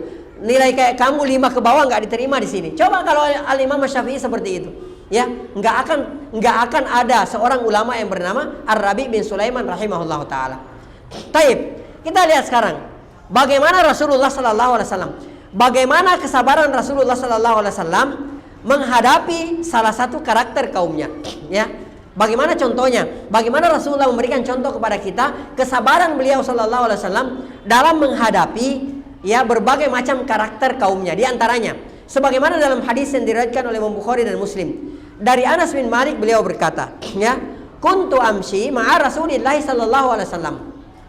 Aku berjalan bersama Rasulullah sallallahu alaihi wasallam, ya, wa alaihi burdun najraniyun ghalidun al-hasyiyati. Rasulullah SAW pada saat itu memakai selendang dari Najran, dari Najran, ya, ghalidul hasyiyah, kasar dan tebal selendang tersebut dipakai oleh Rasulullah sallallahu alaihi wasallam, ya. Dan ini disaksikan oleh seorang Anas bin Malik radhiyallahu taala anhu, muridnya Rasulullah sallallahu alaihi wasallam. Perhatikan bagaimana Rasulullah mendidik, bagaimana Rasulullah menghadapi karakter kaumnya, ya, yang kasar misalnya, ya. Fa'adrakahu Arabiyun, maka tiba-tiba datanglah salah seorang Arabi. Arabi itu adalah Arab Badui. Antum tahu kan, yang namanya ada Arab Badui itu nggak ada tedeng aling-alingnya, nggak ada pendidikannya. Ya, kalau kayak kita sekarang nggak pernah makan bangku sekolah gitu kan, seperti itu. Nggak ada sopan santunnya, nggak ada unggah-ungguhnya kalau kayak kita sekarang. Ya, apa yang dilakukan oleh orang Arab Badui tersebut? Fajadzabahu biridaihi jazbatan syadidatan. Ya, dia tiba-tiba datang, kemudian dia tiba-tiba menarik selendang Rasulullah sallallahu alaihi wasallam, ditarik dengan keras oleh orang Arab Badui tersebut, hatta kata Anas, hatta nazartu ila safhati atiki Rasulillah sallallahu alaihi wasallam kad atharat biha hasyiatul bardi fi shiddati jabadzatihi. Ya, Anas mengatakan sampai aku melihat bahwa selendang tersebut itu berbekas di leher Rasulullah SAW. Itu saking kuatnya ditarik selendang tersebut. Ya, kira-kira kalau kayak kondisi kita sebagai seorang orang tua misalnya, pendidik, ya, orang tua atau guru misalnya, digituin sama murid kita, mungkin murid kita tersebut sudah kita kemplang, ya, mungkin sudah kita kasih SP, ya, nggak pakai SP1, SP2, langsung SP3, langsung dipecat, panggil orang tuanya. Mohon maaf ya, kita di sini bukan bengkel loh ya. Ini anak antum ini sudah parah ini. Kita sudah angkat tangan gitu. Mungkin kita seperti itu, ya. Apa kata orang Arab Badui ini sambil ditarik seperti itu? Kata Arab Badui ini, ya Muhammad, coba lihat, nggak pakai unggah-ungguh, nggak pakai sopan santun. Ya, Allah Subhanahu Wa Taala memerintahkan kalau memanggil Nabi Muhammad Sallallahu Alaihi Wasallam itu dengan panggilan kehormatannya, bukan panggilan seperti kebanyakan kaum muslimin lainnya. Orang Arab Badui ini mengatakan, ya Muhammad, wahai Muhammad, ya murli min malillahi alladzi indak. Suruh orang untuk memberikan harta yang ada padamu untuk diberikan kepadaku. Ya, datang narik selendang berbekas di Rasulullah tercekik berbekas di lehernya. Kemudian dengan enaknya dia mengatakan, Muhammad, suruh orang ngasih harta yang ada pada engkau untuk dikasihkan ke saya. Ya, faltafata ilaihi Rasulullah SAW. Apakah Rasulullah SAW? Bagaimana sikap Rasulullah? Apakah Rasulullah langsung berpaling kemudian mengatakan, Arab Badui, kamu tahu nggak saya ini Rasul loh? Ya, saya ini nabi loh, saya ustadz loh, saya guru loh, kamu ini gak ada sopan santunnya. Apakah Rasulullah mengatakan seperti itu? Enggak. Rasulullah SAW berpaling, kemudian thumma dahika, Rasulullah tersenyum. Ya, jadi masya Allah. Ya, ada di antara kita gitu dikemplang sama orang, terus kita kasih senyum ke orang. Ya, gak ada kayaknya. Thumma dahika, Rasulullah tersenyum. Thumma amara lahu bi'atai, bukan hanya tersenyum saja, bukan hanya ketawa saja. Rasulullah SAW memerintahkan kepada sahabat memberikan apa yang diminta oleh orang Arab Badui tersebut. Ya, jadi masya Allah. Taib. Contoh lagi, kesabaran Rasulullah SAW menghadapi penduduk Taif. Ya, Rasulullah SAW ketika Rasulullah sudah mentok dakwanya di mana-mana di kota Mekah, maka yang dilakukan oleh Rasulullah SAW adalah ke Taif untuk mendakwahi penduduk Taif dengan harapan bahwa penduduk di sana mau memeluk Islam, lalu kemudian mau menjadi pembela Rasulullah SAW. Ya, maka datanglah Rasulullah SAW ke kota Taif berdakwah di sana. Apa yang terjadi? Di luar ekspektasi Rasulullah SAW, di luar perkiraan Rasulullah SAW. Bukannya disambut dengan baik, akan tetapi Rasulullah disambut dengan bulian, disambut dengan caci makian, disambut bahkan Rasulullah disambut dengan dengan lemparan batu. Bahkan anak-anak kecil mereka pun keluar melempari Rasulullah SAW sampai Rasulullah SAW luka. Ya, kaki Rasulullah SAW berdarah-darah. Nah, pada saat itu, ketika dalam kondisi bersedih begitu, Rasulullah memandang ke atas. Tiba-tiba Rasulullah memandang ada awan yang melindungi Rasulullah SAW. Kemudian di situ terlihatlah Jibril. Ya, Jibril alaihi salatu wassalam memberikan salam kepada Nabi kita Nabi Muhammad SAW. Kemudian kata Jibril alaihi salatu wassalam, wahai Rasulullah, ya, ada dua malaikat penjaga gunung. Ya, ada dua malaikat penjaga gunung. Kamu tinggal perintahkan kepada kedua malaikat penjaga gunung itu, terserah apa yang kau perintahkan kepada keduanya untuk memperlakukan penduduk yang memperlakukan engkau dengan kurang ajar. Ya. Karena kata Jibril, Allah sudah mendengarkan apa yang mereka katakan kepadamu. Allah sudah mengetahui apa yang mereka lakukan, penolakan yang mereka lakukan terhadapmu. Maka silahkan perintahkan kepada dua malaikat penjaga gunung itu untuk memperlakukan mereka. Ya, maka tiba-tiba datanglah kedua malaikat penjaga gunung memberikan salam kepada Rasulullah. Apa yang dikatakan oleh kedua penjaga gunung tersebut? Ya, mereka mengatakan, ya Muhammadu. Mereka memberi salam kepada Nabi kita Nabi Muhammad. Kemudian keduanya alaihi salatu wassalam berkata, ya Muhammadu, wahai Muhammad, in syi'ta, kalau anda menghendaki, an utabiqa alaihim al-akhsyabain, kalau anda menghendaki, kedua gunung ini akan saya timpakan kepada mereka, akan saya habisi mereka. Kalau kayak kita seperti itu, udah, ya, nggak pakai nunggu tawaran, langsung kita bilang, wahai malaikat, habisi mereka. Ini mereka ini nggak tahu diri, mereka ini kurang ajar, mau diajar kok malah ngelunjak. ya, dibaikin kok malah ngelunjak. Itu kalau kayak kita, ya. Apa yang dilakukan oleh Rasulullah ketika mendapatkan penawaran dari kedua malaikat penjaga gunung tersebut? Rasulullah sallallahu alaihi wasallam bersabda, ya, bal arju an yukhrijallahu min aslabihim man ya'budullaha wahdahu la yusyriku bihi syai'a. Rasulullah sallallahu mengatakan, ya jangan, bahkan saya berharap nanti kelak keluar dari keturunan mereka, kalau mereka sekarang melakukan penolakan terhadap saya, menolak terhadap dakwah yang aku bawa, bahkan saya berharap nanti keturunan-keturunan mereka, Allah keluarkan dari keturunan mereka orang-orang yang mengesahkan Allah Subhanahu wa taala dan tidak menduakan Allah Subhanahu wa taala. Perhatikan, di belakang hari ketika Rasulullah sallallahu alaihi wasallam meninggal dunia, ya, dan ketika Abu Bakar As-Siddiq radhiyallahu taala anhu dilantik menjadi khalifah, apa yang terjadi pada saat itu? Di Jazirah Arab secara umum itu terjadi pemurtadan besar-besaran. Ya, dan tahukah kita bahwa 3 tempat yang yang terjaga yang tidak murtad adalah Makkah, Madinah dan Taif. Ya, Makkah, Madinah dan Taif. Di tempat-tempat lain sholat Jumat sudah tidak didirikan, sholat jamaah sudah tidak dilakukan lagi. Ya, akan tetapi di Makkah, Madinah dan Taif itu masih dilaksanakan sholat Jumat dan masih dilaksanakan sholat berjamaah. Perhatikan, kalau misalnya Rasulullah Sallallahu Alaihi Wasallam temperamen kayak kita, maka habislah ini generasi. Tidak ada generasi yang mengesahkan Allah Subhanahu wa taala. Akan tetapi dengan kesabaran Rasulullah sallallahu alaihi wasallam menghadapi kaumnya tersebut, maka apa yang terjadi? Allah Subhanahu wa taala memberikan petunjuk kepada kaum tersebut. Ya. Bahkan dalam riwayat dikatakan bahwa Rasulullah sallallahu alaihi wasallam ketika ditawari oleh malaikat Al-Akhsyabain, penjaga gunung tersebut, untuk menghancurkan mereka, Rasulullah sallallahu alaihi wasallam menjawab dengan doa, Allahumma gfir li qaumi, ya Allah ampuni kaumku, fa innahum la ya'lamun. Mereka memperlakukan saya seperti ini. Mereka menolak dakwah saya, fa innahum la ya'lamun. Hanya karena mereka sesungguhnya tidak tahu. Sama dengan anak-anak kita, ya. Sama dengan murid-murid kita, anak didik kita. Kenapa mereka berani atau kurang ajar kepada kita, gurunya misalnya, pendidiknya misalnya? Karena mereka nggak tahu. Ya, kalau kita ini menghendaki kebaikan untuk mereka.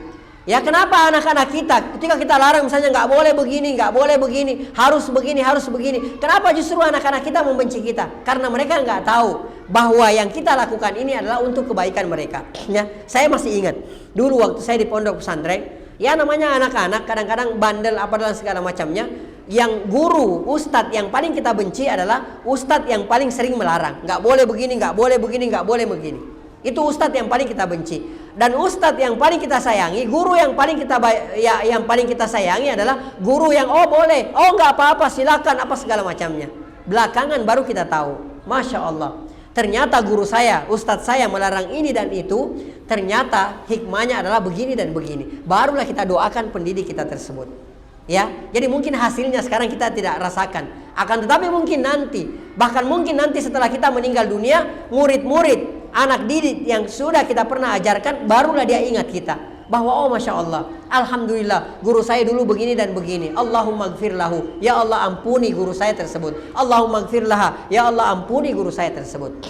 Ya, mungkin kita belum merasakan sekarang manfaatnya, kesabaran kita terhadap anak-anak murid kita. Akan tetapi nanti, ya, mungkin setelah mereka diberikan petunjuk oleh Allah Subhanahu wa taala, bahkan mungkin nanti di saat kita sudah tidak berdaya di alam barzakh sana, kita akan mendapatkan kiriman-kiriman pahala, transferan pahala akibat daripada kesabaran kita dalam mendidik anak-anak murid kita. Taib, ikhwas sekalian yang semoga dirahmati oleh Allah Subhanahu wa taala.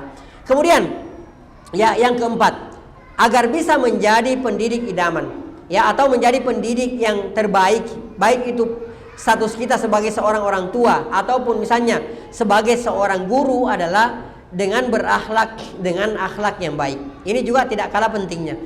Ya, ini tidak kalah pentingnya. Karena kenapa? Ada pepatah kita mengatakan guru digugu dan ditiru. Ya, sering kan kita dengarkan pepatah ini, guru digugu dan ditiru. Apa artinya guru digugu? Guru itu dipercaya. Ya, guru itu diberikan amanah gitu, bisa diberikan amanah, ya, dan ditiru, guru itu untuk ditiru, ya. Makanya ada pepatah lagi mengatakan, kalau gurunya kencing berdiri, maka muridnya pasti apa?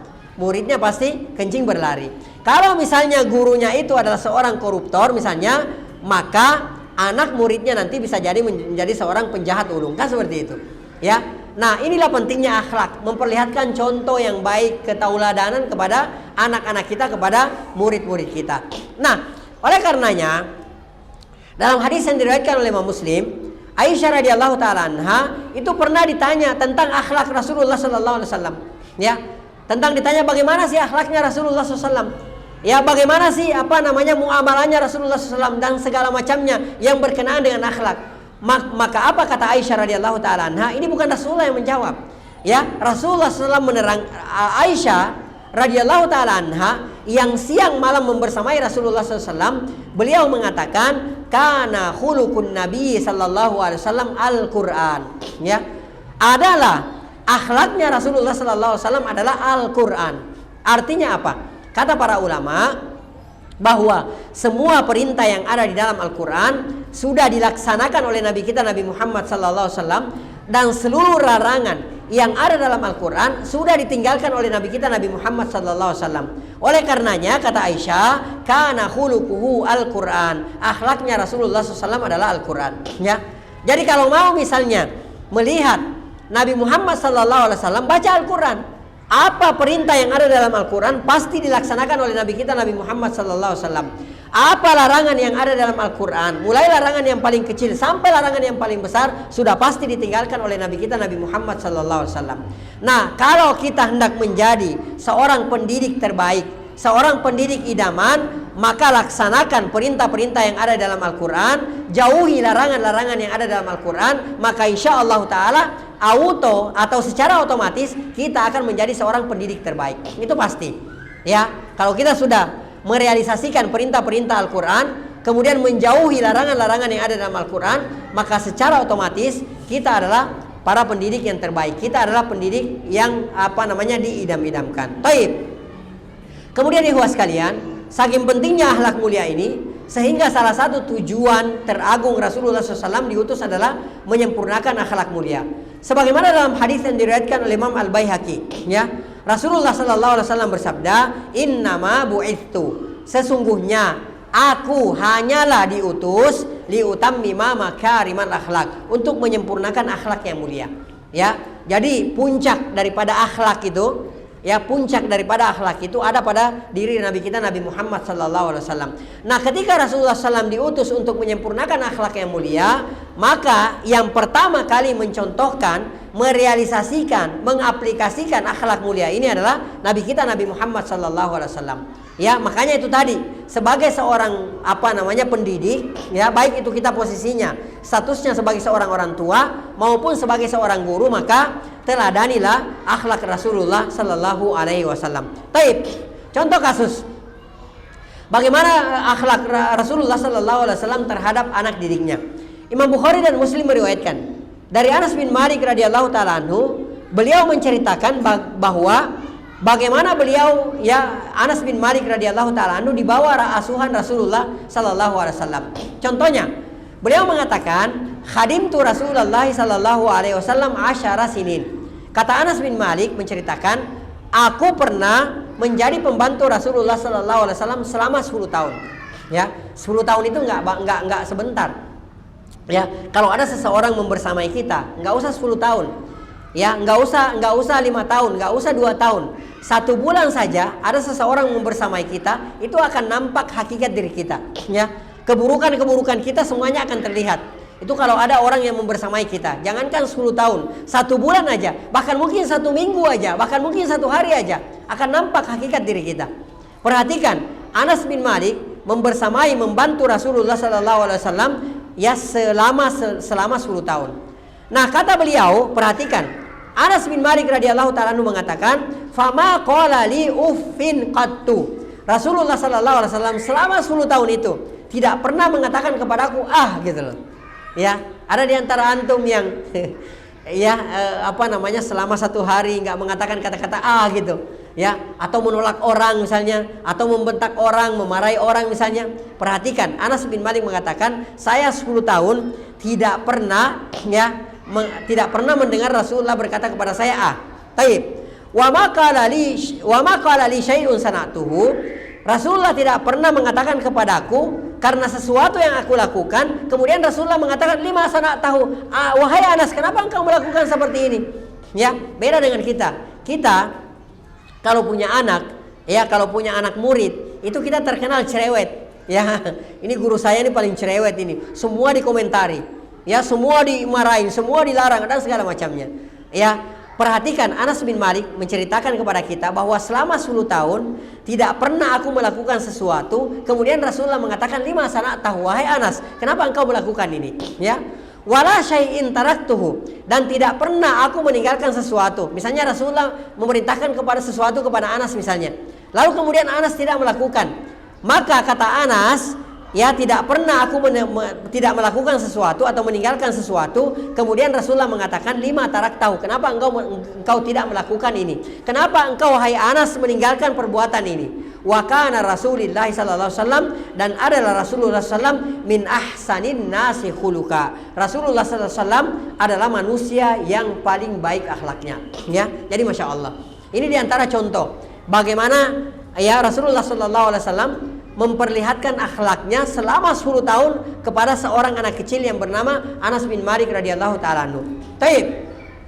Kemudian diantara contohnya bagaimana akhlak Rasulullah sallallahu alaihi wasallam menanggapi orang-orang Yahudi yang kurang ajar.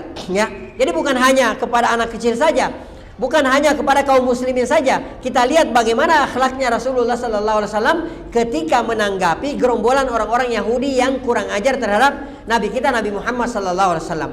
Imam Bukhari meriwayatkan dari Aisyah radhiyallahu taala anha, Aisyah menceritakan, annal yahuda atau Nabiyya sallallahu alaihi wasallam. Ya, ada sekelompok orang Yahudi yang datang kepada Nabi kita Nabi Muhammad sallallahu alaihi wasallam atau melewati Nabi Muhammad sallallahu alaihi wasallam. Faqalu, orang-orang Yahudi tersebut berkata, assalamu alaika. Ya, jadi enggak mengatakan assalamu alaika ya Rasulullah. Enggak kayak kita. Kalau kayak kita kan bertemu dengan sesama kaum muslimin, atau misalnya kita berziarah ke kuburan Rasulullah SAW, kita mengatakan assalamu alaika ya Rasulullah. Assalamu alaika artinya keselamatan atas engkau.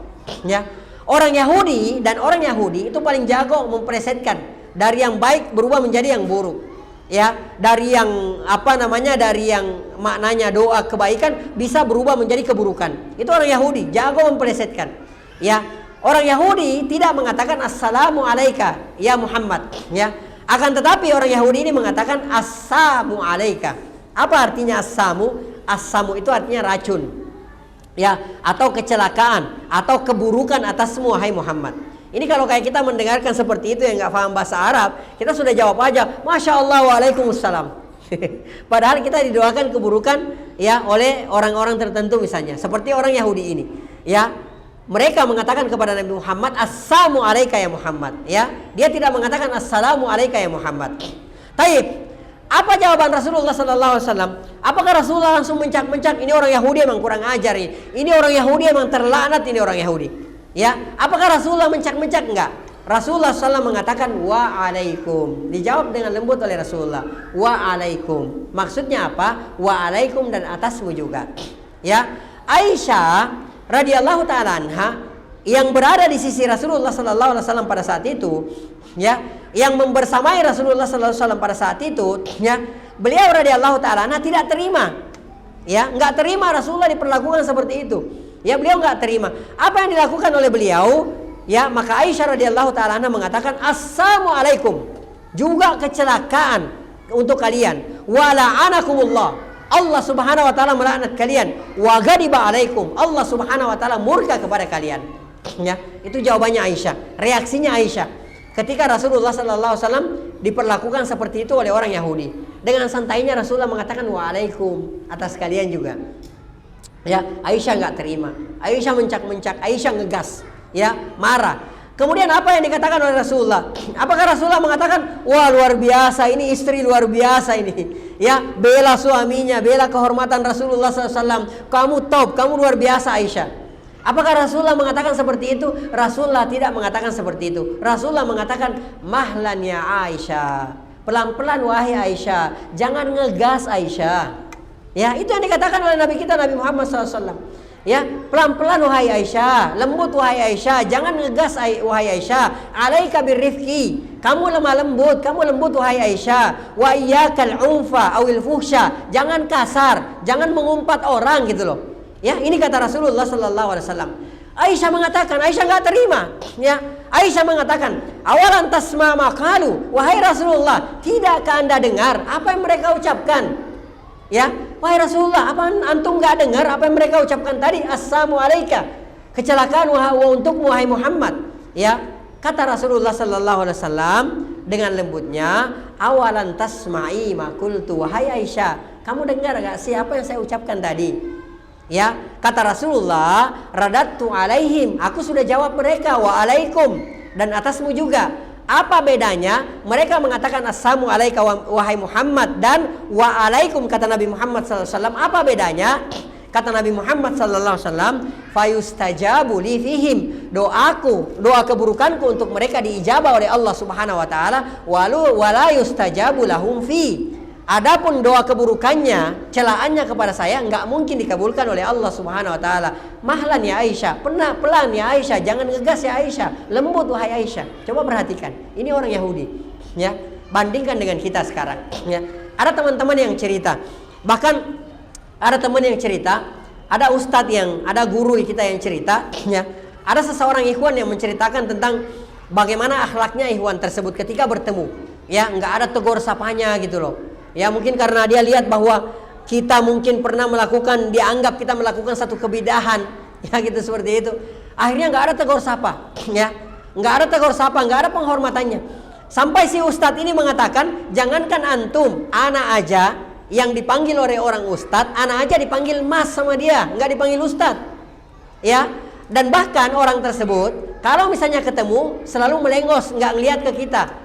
Ya, nggak beri salam ke kita. Kalaupun kita beri salam, dia hanya menjawab salam, lalu kemudian nggak ada senyum, nggak ada tegur sapa. Bila salam wala kalam. Subhanallah. Ya, padahal ini dia bertemu dengan saudaranya kaum muslimin yang juga berusaha berjalan di atas manhajnya Rasulullah. Perhatikan, ini Rasulullah SAW bertemu dengan orang Yahudi.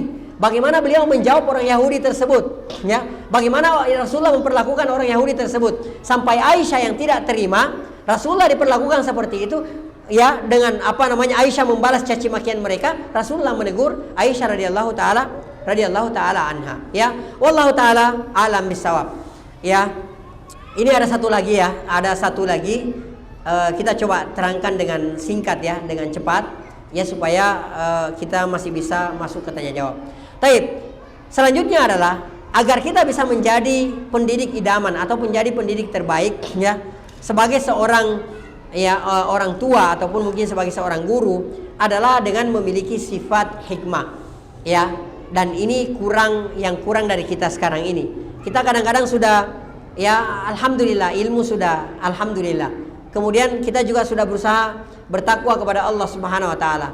Kemudian kita juga sudah berusaha memiliki kesabaran. Akan tetapi terkadang yang kurang dari kita sebagai seorang pendidik, baik itu sebagai orang tua maupun sebagai seorang guru, adalah hikmah, ya. Dan ini Allah Subhanahu wa taala perintahkan kepada kita semua. Allah Subhanahu wa taala berfirman dalam Al-Qur'an surah An-Nahl ayat 125. Ud'u ila sabili rabbika bil hikmah. Ya, wahai Muhammad, ya, ajaklah ke jalan Allah Subhanahu wa taala bil hikmati, dengan hikmah. Ya, ini yang diperintahkan Rasulullah sallallahu alaihi wasallam. Kalau orang sekali Rasulullah sallallahu alaihi wasallam saja diperintahkan untuk mengajak kepada Allah Subhanahu wa taala dengan cara hikmah, wal mau'izatil hasanah, dengan nasihat, dengan wejangan yang bagus, maka bagaimana lagi dengan kita? Ya. Jadi di sini Allah Subhanahu wa taala memerintahkan kepada kita bahwa dalam rangka mengajak manusia, mendakwahi manusia, mendidik manusia, maka hendaklah kita memiliki rasa hikmah, ya. Dan ini yang senantiasa diperantaikan oleh Nabi kita, Nabi Muhammad sallallahu alaihi wasallam. Di antara contohnya, bagaimana hikmahnya Rasulullah sallallahu alaihi wasallam, ya, dalam mendidik umatnya yang karakternya berbeda-beda. Di antara contohnya misalnya, sebagaimana dalam hadis yang diriwayatkan oleh Imam Muslim, hadis yang datang dari Anas bin Malik radhiyallahu taala anhu, ya, Anas bin Malik radhiyallahu taala anhu berkata, "Bainama nahnu fil masjidi ma Rasulillah sallallahu alaihi wasallam." Tatkala kami, ya, lagi sholat, ya, lagi duduk di masjid bersama dengan Rasulullah, apakah setelah selesai sholat atau sebelum sholat, ya, tiba-tiba datanglah salah seorang Arab Badui, ya. Maka apa yang dilakukan oleh orang Arab Badui tersebut? Mohon maaf, orang Arab Badui tersebut datang masuk ke masjid, Bukannya kucuk-kucuk datang sholat sunnah, sholat tahiyatul masjid, orang Badui tersebut mojok di salah satu sudut masjid. Lalu kemudian orang Arab Badui ini di salah satu sudut masjid, mohon maaf, dia kencing di situ. Ya, antum coba bayangkan, kita lagi begini, lagi kondisi gini, kajian atau selesai sholat atau menunggu waktu sholat. Tiba-tiba ada orang datang masuk, tiba-tiba kencing di pojokan masjid misalnya. Apa yang kita lakukan? Mungkin orang itu sudah kita gebukin. Ya, saya pernah lihat beberapa waktu yang lalu ya, ada berita yang viral, ada seseorang wanita yang masuk ke dalam masjid karena wanita tersebut tidak memakai hijab, akhirnya dimaki-maki oleh jamaah, diusir, disuruh keluar dari masjid. Subhanallah. Ya, tidak seperti ini yang diajarkan oleh Nabi kita Nabi Muhammad SAW. Ya, seharusnya wanita tersebut diperlakukan baik-baik. Ya, diperlakukan secara hikmah. Boleh jadi dari situ dia akan mendapatkan hidayah, lalu kemudian dia mengenakan jilbab. Ya, salah satu pesan guru kita, orang tua kita, Ustadz Yazid, ya hafizahullah taala, kepada ummahat, karena biasanya ummahat itu kalau kajian, biasanya mereka bergerombol-gerombol, biasanya mereka berkelompok-kelompok sesuai dengan komunitasnya. Kadang-kadang yang jilbabnya gede-gede semua, udah akhirnya bergabung sesama mereka semua. Akhirnya ada orang yang misalnya datang masih pakai celana panjang atau misalnya masih pakai kerudung yang kecil, akhirnya ditinggal sama dia. Orang tersebut merasa tersudut, akhirnya nggak mau datang lagi ke kajian. Ini orang-orang seperti ini dimarahi, diomelin oleh Ustadz Yazid hafizahullah taala. Jangan bergaul berbaur, ya. Ajak mereka ngobrol. Boleh jadi kita ketika mengajak ngobrol mereka, boleh jadi mereka mendapatkan hidayah. Dengan sebab kita, Allah Subhanahu wa taala memberikan hidayah kepadanya. Ya. Nah, perhatikan, orang Arab baru ini kencing di pojokan masjid. Faqala ashabu Rasulillah sallallahu alaihi wasallam. Ya, para sahabat radhiyallahu taala anhum ajmain melihat kondisi ini, mereka langsung teriak, "Cukup gitu loh. Berhenti gitu." Kan seperti itu. Ya gimana orang masuk masjid tiba-tiba kencing di pojokan masjid? Ya, qala, ya, maka Rasulullah sallallahu alaihi wasallam berkata, "La tuzrimuhu da'uhu." Jangan kalian hentikan, ya, jangan suruh dia berhenti untuk buang air kecil. Ya, da'uhu, biarkan dia menyelesaikan hajatnya tersebut. Bayangkan, ini Rasulullah sallallahu alaihi wasallam ya mencegah, bukannya orang tersebut yang dicegah, orang Arab Badui tersebut yang dicegah, justru yang mencegah orang Arab Badui tersebut. Ya, biarkan dia lanjutkan kencingnya, jangan di stop, kan seperti itu. Fatarakuhu, maka mereka pun para sahabat membiarkan orang Arab Badui tersebut kencing, ya, hatta bala, sampai orang Arab Badui ini selesai buang air kecil. Tsumma inna Rasulullah sallallahu alaihi wasallam da'ahu faqala, barulah setelah itu Rasulullah SAW mengajak baik-baik orang tersebut, orang Arab Badui tersebut. Jadi nggak diomel-omelin, nggak. Ya, setelah selesai hajatnya, barulah Rasulullah mengajak ngobrol orang Arab Badui tersebut dari hati ke hati. Kata Rasulullah SAW, "Inna hadhil masajida." Sesungguhnya ini adalah masjid. Ini adalah rumah-rumah Allah. Ini adalah salah satu rumah Allah Subhanahu wa taala. La tasluhu li syai'in min hadzal baul walal qadar. Tidak pantas, tidak elok kalau dijadikan tempat buat buang air kecil. Ya, kemudian buat buang kotoran. Innama hiya li dzikrillah azza wa jalla. Jadi masjid ini gunanya adalah untuk berzikir kepada Allah Subhanahu wa taala, wassalati, untuk mendirikan salat, wa qiraatil Quran, dan untuk membaca Al-Qur'an. Atau kama qala Rasulullah sallallahu alaihi wasallam, atau sebagaimana yang diucapkan oleh Rasulullah sallallahu alaihi wasallam. Taib. Qala, ya, maka Rasulullah SAW memerintahkan kepada orang-orang, faja'a bidalwi min ma, ya, untuk membawakan satu ember air, lalu kemudian fasyannahu alai, kemudian air itu pun disiramkan kepada bekas kencing tadi. Udah selesai urusannya. Coba tadi kalau misalnya dikejar, ditegur kemana-mana, ya mungkin orang Arab Badui tersebut kencing kemana-mana, lebih susah untuk membersihkan air kencing tersebut. Karena dianya kencing di satu titik, di pojokan tertentu, maka dengan gampangnya kotoran tersebut dibersihkan oleh para sahabat radhiyallahu taala anhum ajmain. Maka ada yang meriwayatkan bahwa si Badui ini akhirnya berdoa. Apa doa orang Arab Badui ini? Allahummarhamni wa Muhammadan. Ya Allah, rahmati saya dan Muhammad, wala tarham ma'ana ahadan. Jangan kau rahmati selain daripada saya dan Muhammad yang ada di masjid ini. Jadi itu perkataannya orang Arab Badui tersebut. Itu saking salutnya bagaimana hikmahnya Nabi kita Nabi Muhammad sallallahu alaihi wasallam. Wallahu taala alam bisawab. Ini saja yang bisa kita sampaikan pada pertemuan kita kali ini. Mohon maaf jika ada yang salah atau ada yang keliru. Yang salah dan yang keliru itu murni dari saya pribadi, dari syaitan dan dari lemahnya ilmu. Yang benar itu semua datangnya dari Allah Subhanahu wa taala.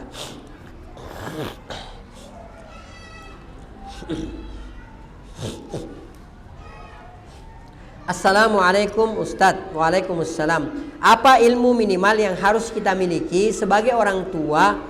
Apa yang harus minimal kita pelajari? Masya Allah, ini pertanyaannya bagus sekali ini, ya. Ilmu yang wajib kita miliki, dan inilah yang dimaksudkan oleh Rasulullah Sallallahu Alaihi Wasallam, talabul ilmi, bahwa menuntut ilmu itu faridatun, adalah merupakan kewajiban likulli muslimin, bagi setiap muslim ataupun muslimah, adalah ilmu, di mana dengan ilmu tersebut agama, sebagaimana yang dikatakan oleh Imam Ahmad rahimahullah taala, bahwa dengan ilmu tersebut agama seseorang bisa tegak. Ya, itu minimal itu. Ya, contoh misalnya, apa contohnya Ummahat? Apa contohnya? Ada yang tahu nggak contohnya? Hah? Ada yang tahu? Bapak-bapak, ada yang tahu nggak contohnya? Hah? Tayyib, barakallahu fiik. Di antaranya itu, nanti diambil hadiahnya ya. Ada lagi nggak bapak-bapak sekalian? Ya, diantaranya tauhid, mengenal Allah, mengesahkan Allah. Ini yang paling utama ini, dan ini yang paling pertama. Ya, Rasulullah Sallallahu Alaihi Wasallam ketika membonceng Ibnu Abbas kecil radhiyallahu taala anhuma, ya, dan ini hadisnya masyhur, sering dijelaskan. Ya, Rasulullah SAW dan Ibnu Abbas radhiyallahu taala anhuma menceritakan, kuntu radifa Rasulillah Sallallahu Alaihi Wasallam. Aku berada di belakang boncengan Rasulullah SAW. Kemudian Rasulullah SAW mengatakan, ya gulam, wahai gulam. Gulam, kalau dalam bahasa Arab, kalau antum belajar bahasa Arab, yang dimaksudkan dengan gulam itu adalah anak yang usianya 2 tahun selepas menyusui sampai usia 9 tahun. Itu namanya gulam.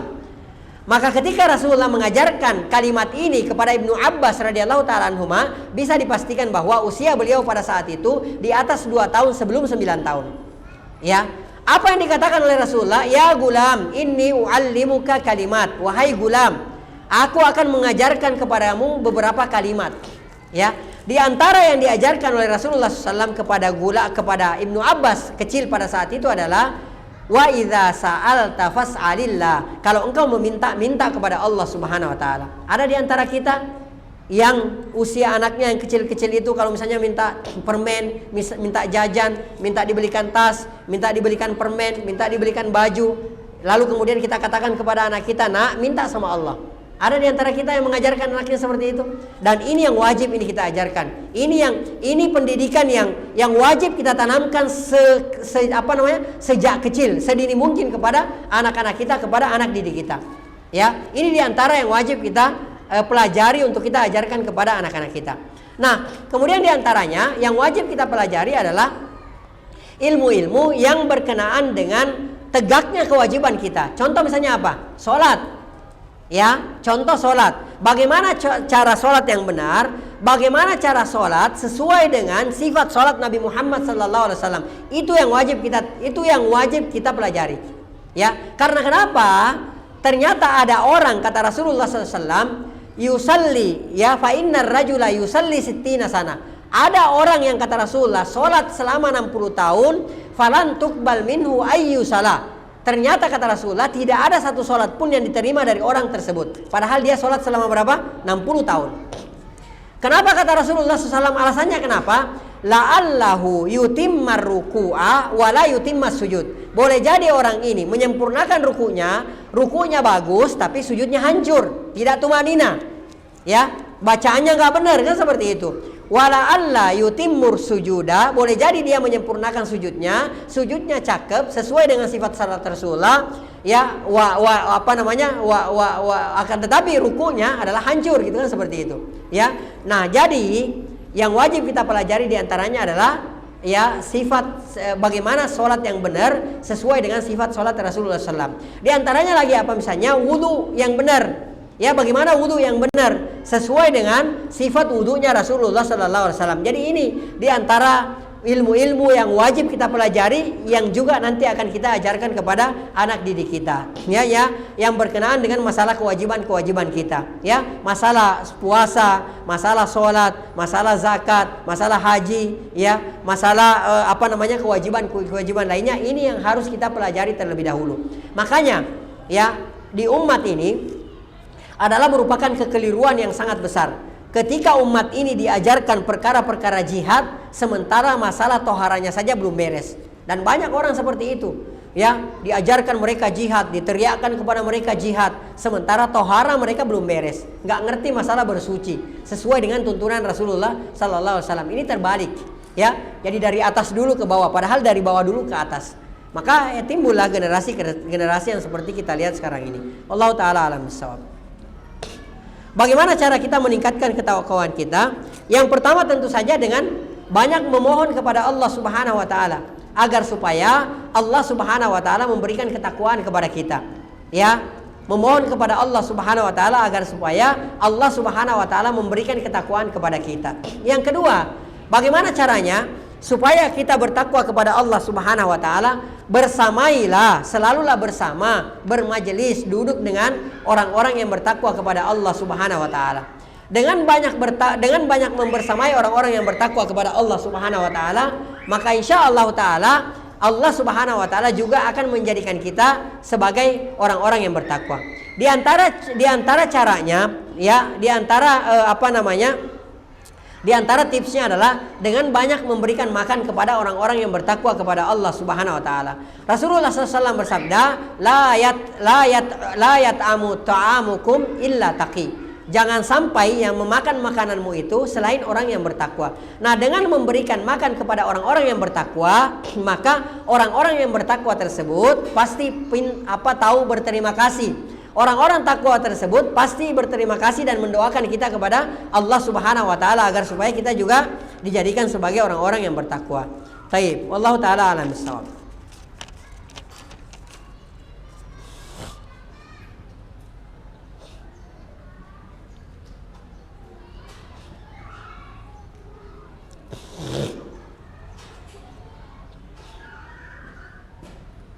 Taib, Ustadz, semoga selalu dalam lindungan Allah Ta'ala beserta keluarga. Ya, antum juga semoga selalu dalam lindungan Allah Subhanahu Wa Ta'ala beserta keluarga. Ana ingin bertanya, bagaimana dengan sikap kita sebagai orang tua dalam melarang anak-anak dengan kata jangan? Bagaimana sebaiknya? Ya, banyak yang mengatakan jangan mengucapkan kata jangan. Ini orang-orang yang seperti ini yang melarang kita untuk mengatakan kata jangan kepada anak-anak. Orang-orang seperti ini seolah-olah lebih pintar dari Allah Subhanahu wa taala. Subhanallah. Seolah-olah dari pintar dari Rasulullah sallallahu alaihi wasallam. Antum buka surah Luqman. Ya, antum buka surah Luqman. Ya, wa idz qala Luqmanu, dan di antara konsep pendidikan terbaik adalah konsep pendidikannya Luqman. Ya, di antara konsep pendidikan terbaik adalah konsep pendidikannya Luqman. Apalah arti konsep pendidikan orang-orang sekarang dibanding dengan konsep pendidikannya Luqman? Ya, Allah Subhanahu wa taala abadikan dalam Al-Qur'an surah Luqman. Allah Subhanahu wa taala berfirman, "Wa idz qala Luqmanu libnihi." Dan ingatlah, ini Allah katakan kepada Nabi Muhammad. Dan ingatlah wahai Muhammad, tatkala Luqman berkata kepada anaknya, wa huwa ya'idhuhu, dan dia menasihati anaknya tersebut. Dia memberikan wejangan anaknya tersebut. Apa yang Luqman katakan? La tusyrik billah. Jangan mensyirikatkan Allah Subhanahu wa taala. Coba bagaimana antum mau bahasakan itu? Ya, bagaimana antum mau bahasakan jangan mensyirikatkan Allah dengan tidak mengucapkan kata-kata jangan? Jangan didengarkan orang-orang yang seperti ini, ya, yang katanya anak nggak boleh dilarang lah. Oh, jangan sering-sering mengucapkan ke anak jangan. Ya, tidakkah kita lihat bagaimana Rasulullah sallallahu alaihi wasallam melarang anak-anak dengan kata jangan, gitu kan, seperti itu. Ya, dalam Al-Qur'an sendiri. Apa yang lebih baik dari Al-Qur'an? Ya, fa inna khairal kalami kalamullah. Sebaik-baik perkataan adalah firman Allah. Ya, sebaik-baik petunjuk wa khairal huda Muhammad. Sebaik-baik petunjuk adalah petunjuknya Nabi Muhammad sallallahu alaihi wasallam. Allah mengatakan jangan, Rasulullah mengatakan jangan. Apa yang antum mau bahasakan? Ya, bahasa dari mana yang lebih indah dari bahasanya Allah? Ya, yang lebih baik dari bahasanya Allah, dari bahasanya Rasulullah SAW. Wa idz qala Luqmanu libnihi, dan ingatlah ketika Luqman berkata kepada anaknya, wa huwa ya'idhuhu, dan Luqman memberikan wejangan kepada anaknya, la tusyrik billah, jangan mensyirikatkan Allah Subhanahu wa taala. Inna syirka la dzulmun azim. Baru setelah itu, setelah kita mengucapkan kata jangan, jelaskan kenapa harus berkata jangan. Ya, kenapa kita nggak boleh mensyirikatkan Allah? Nah, kenapa nggak boleh menduakan Allah? Nah, Ya, karena menduakan Allah Subhanahu wa taala adalah merupakan kriminalitas terbesar yang ada di alam semesta ini. Ya, jelaskan. Ya, jadi bukan berarti kita nggak boleh ngomong jangan. Jadi kalau nggak ngomong jangan gimana? Anak kita melakukan pelanggaran, biarin. Anak kita songong sama orang tuanya, biarin. Anak kita ngebully teman-temannya, udah biarin gitu loh. Sampai nanti dia ngerti sendiri gitu, nggak bisa. Rasulullah SAW mengatakan kepada anak-anak jangan, ya. Dan dalam surah Luqman itu jelas Allah Subhanahu Wa Taala banyak mempergunakan kata jangan. Wala tuti'huma, jangan, ya. Wa in jahadaka, ketika kedua orang tuamu, ya, wa in jahadaka ala an tusyrika bi ma laysa laka bihi ilmun, kedua orang tuamu memerintahkan engkau untuk mensyirikatkan Allah Subhanahu wa taala, kata Allah, fala tuti'huma, jangan taati keduanya.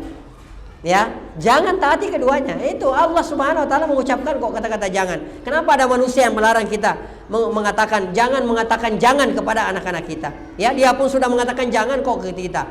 Ya, jangan mengatakan jangan kepada anak kamu. Lah dia sendiri mengatakan ke kita jangan kok. Gimana ceritanya? Ya, wallahu taala alam bisawab. Enggak apa-apa, katakan jangan kepada anak. Kalau harus mengatakan jangan.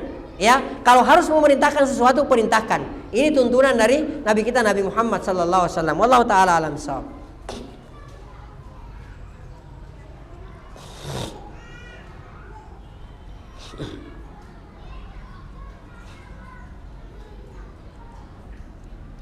Taib. Pertanyaan saya adalah, saya seorang single parent. Qadarullah, abinya anak-anak sudah berpulang lebih dulu. Ya, saya rahimahullah, saya mempunyai anak laki-laki. Bagaimana mendidik anak-anak tersebut supaya tumbuh jadi anak yang soleh walaupun sudah tidak ada figur ayahnya? Ceritakan figur Nabi Muhammad sallallahu alaihi wasallam dan figur para sahabat radhiyallahu taala anhum ajma'in. Ceritakan bagaimana Nabi Muhammad, ceritakan bagaimana Abu Bakar, ceritakan bagaimana Umar, ceritakan bagaimana Utsman, ceritakan bagaimana Ali, ceritakan bagaimana Talha, ceritakan bagaimana Az-Zubair, ceritakan bagaimana Abdurrahman bin Auf, ceritakan bagaimana Sa'ad bin Abi Waqqas, ceritakan bagaimana Sa'id bin Zaid, ceritakan bagaimana Abu Ubaidah bin Jarrah. Ceritakan mereka, ya, dan ajarkan mereka sirah. Ya, suruh mereka dengarkan kajian-kajian siro. Masya Allah, sekarang sudah banyak kajian-kajian siro khusus untuk anak-anak dan dibawakan dengan bahasa mereka. Jadi Masya Allah, ya, sudah banyak. Antum sudah tahu ada Kak siapa namanya tuh? Siapa? Ada Kak Erlan gitu kan, Hafizahullah dan yang lainnya. Masya Allah, ya, ajarkan mereka seperti itu. Kemudian carikan komunitas yang baik buat anak laki-laki kita. Ya, kemudian carikan sekolah yang sekolah tersebut bermanhaj dengan manhaj salaf. Ya, semoga Allah Subhanahu wa taala memberikan kemudahan kepada anti dan keluarga.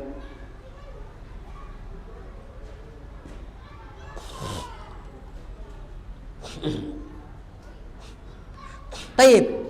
Assalamualaikum Ustaz. Waalaikumsalam. Apakah boleh kita memulai pembelajaran dengan tepukan dan nyanyian untuk membangkitkan semangat anak-anak di awal? Karena anak-anak tampak masih ngantuk, lemas dan tidak ceria. Anak hanya bisa katakan bahwa wa khairul hadi hadi Muhammadin sallallahu alaihi wasallam. Sebaik-baik petunjuk adalah petunjuknya Nabi Muhammad sallallahu alaihi wasallam. Ya, orang-orang Persia dan Romawi takluk di hadapan kaum muslimin bukan karena tepukan tangan, bukan karena nyanyi-nyanyian, bukan karena nasyid-nasyid, apalagi yang diiringi dengan musik-musik. Bukan karena itu Persia dan Romawi takluk di hadapan kaum muslimin. Mereka takluk di hadapan kaum muslimin karena akidah tauhid sunnah yang diajarkan kepada mereka. Bukan dengan nyanyian-nyanyian, bukan dengan tepuk-tepukan tangan. Wallahu taala alam bisawab. Ana hanya bisa jawab wa khairul hadi hadi Muhammad. Sebaik-baik petunjuk adalah petunjuk Nabi kita, Nabi Muhammad sallallahu alaihi wasallam, dan Nabi Muhammad sallallahu alaihi wasallam tidak pernah mengajarkan seperti itu kepada anak-anak dan generasi-generasi mereka. Wallahu taala alam bisawab.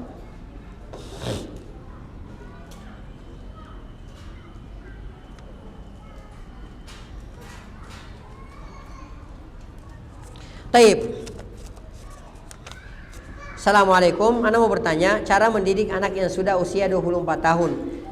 Karena ana baru 3 tahun ini ikut kajian sunnah, masih kurang ilmu yang ana dapatkan. Ya.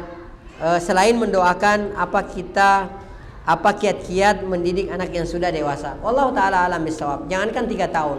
Ya, orang yang sudah puluhan tahun saja belajar itu enggak cukup. Karena yang namanya belajar itu Allah sudah katakan dalam Al-Qur'an, ya, wa'bud rabbaka hatta ya'tiyakal yakin. Sembahlah Rabbmu, ya, dalam artian juga dalam maknanya adalah bahwa belajarlah ilmu syar'i, belajarlah akidah, belajarlah tauhid sampai kematian datang menjemputmu. Jadi nggak ada batasannya. Minal mahdi sampai liang lahat. Ya, kapan kita berhenti? Kita berhenti belajar di saat nafas kita sudah keluar. Itu dia. Ya, kalau kata Imam Ahmad ketika beliau ditanya oleh seseorang, "Ya Imam, kapan kita istirahat?" Kapan kita istirahat ya Imam? Capek belajar terus, sholat terus, infak, berjuang, apa dan segala macamnya. Kapan kita istirahat wahai Imam? Apa kata Imam Ahmad rahimahullah ta'ala? Kita istirahat di saat kaki kita sudah terinjakkan, ya, di saat satu kaki kanan kita sudah menginjakkan kaki di surga. Di situ saatnya kita istirahat. Sekarang bukan saatnya istirahat. Kita capek sekarang. Kita berjuang sekarang, belajar, menuntut ilmu, beribadah dan lain sebagainya. Sekarang tempatnya kita capek. Nanti semoga Allah Subhanahu wa taala ya memasukkan kita ke dalam surganya yang penuh dengan kenikmatan. Taib, bagaimana caranya? Pendidikannya ya pertama tentu saja adalah dengan mendoakan kepada Allah Subhanahu wa taala. Ya, banyak mendoakan kepada Allah Subhanahu wa taala agar supaya anak kita diberikan hidayah oleh Allah Subhanahu wa taala, diberikan hidayah sunnah, diberikan hidayah tauhid, ya, diberikan hidayah memahami diberikan memohon kepada Allah agar anak kita tersebut diberikan taufik oleh Allah Subhanahu wa taala untuk gampang memahami agama ini.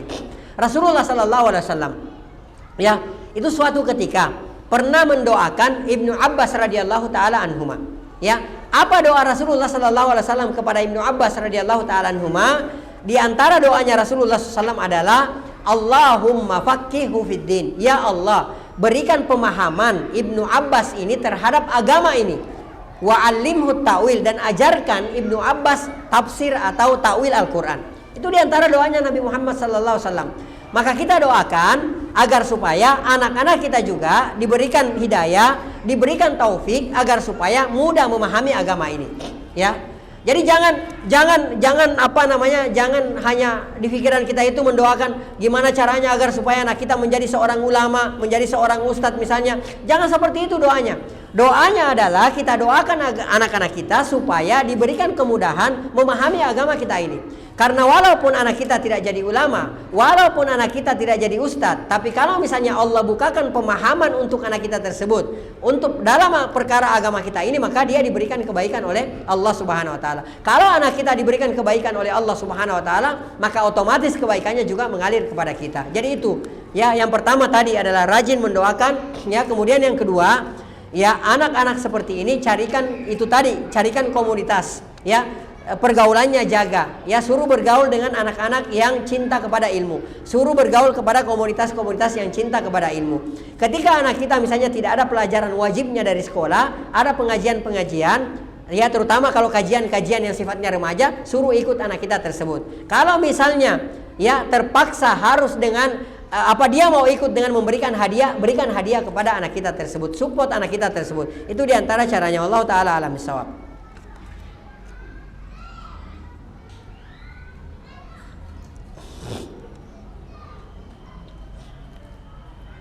Baik, Allah taala alam bisawab. Ini saja dulu yang bisa kita jawab pada pertemuan kita kali ini. Ya, karena waktunya juga sudah habis. Insya Allah masih ada beberapa pertanyaan, tapi nggak bisa ana jawab. Insya Allah kita jawab mungkin pada pertemuan berikutnya. Allah taala alam bisawab.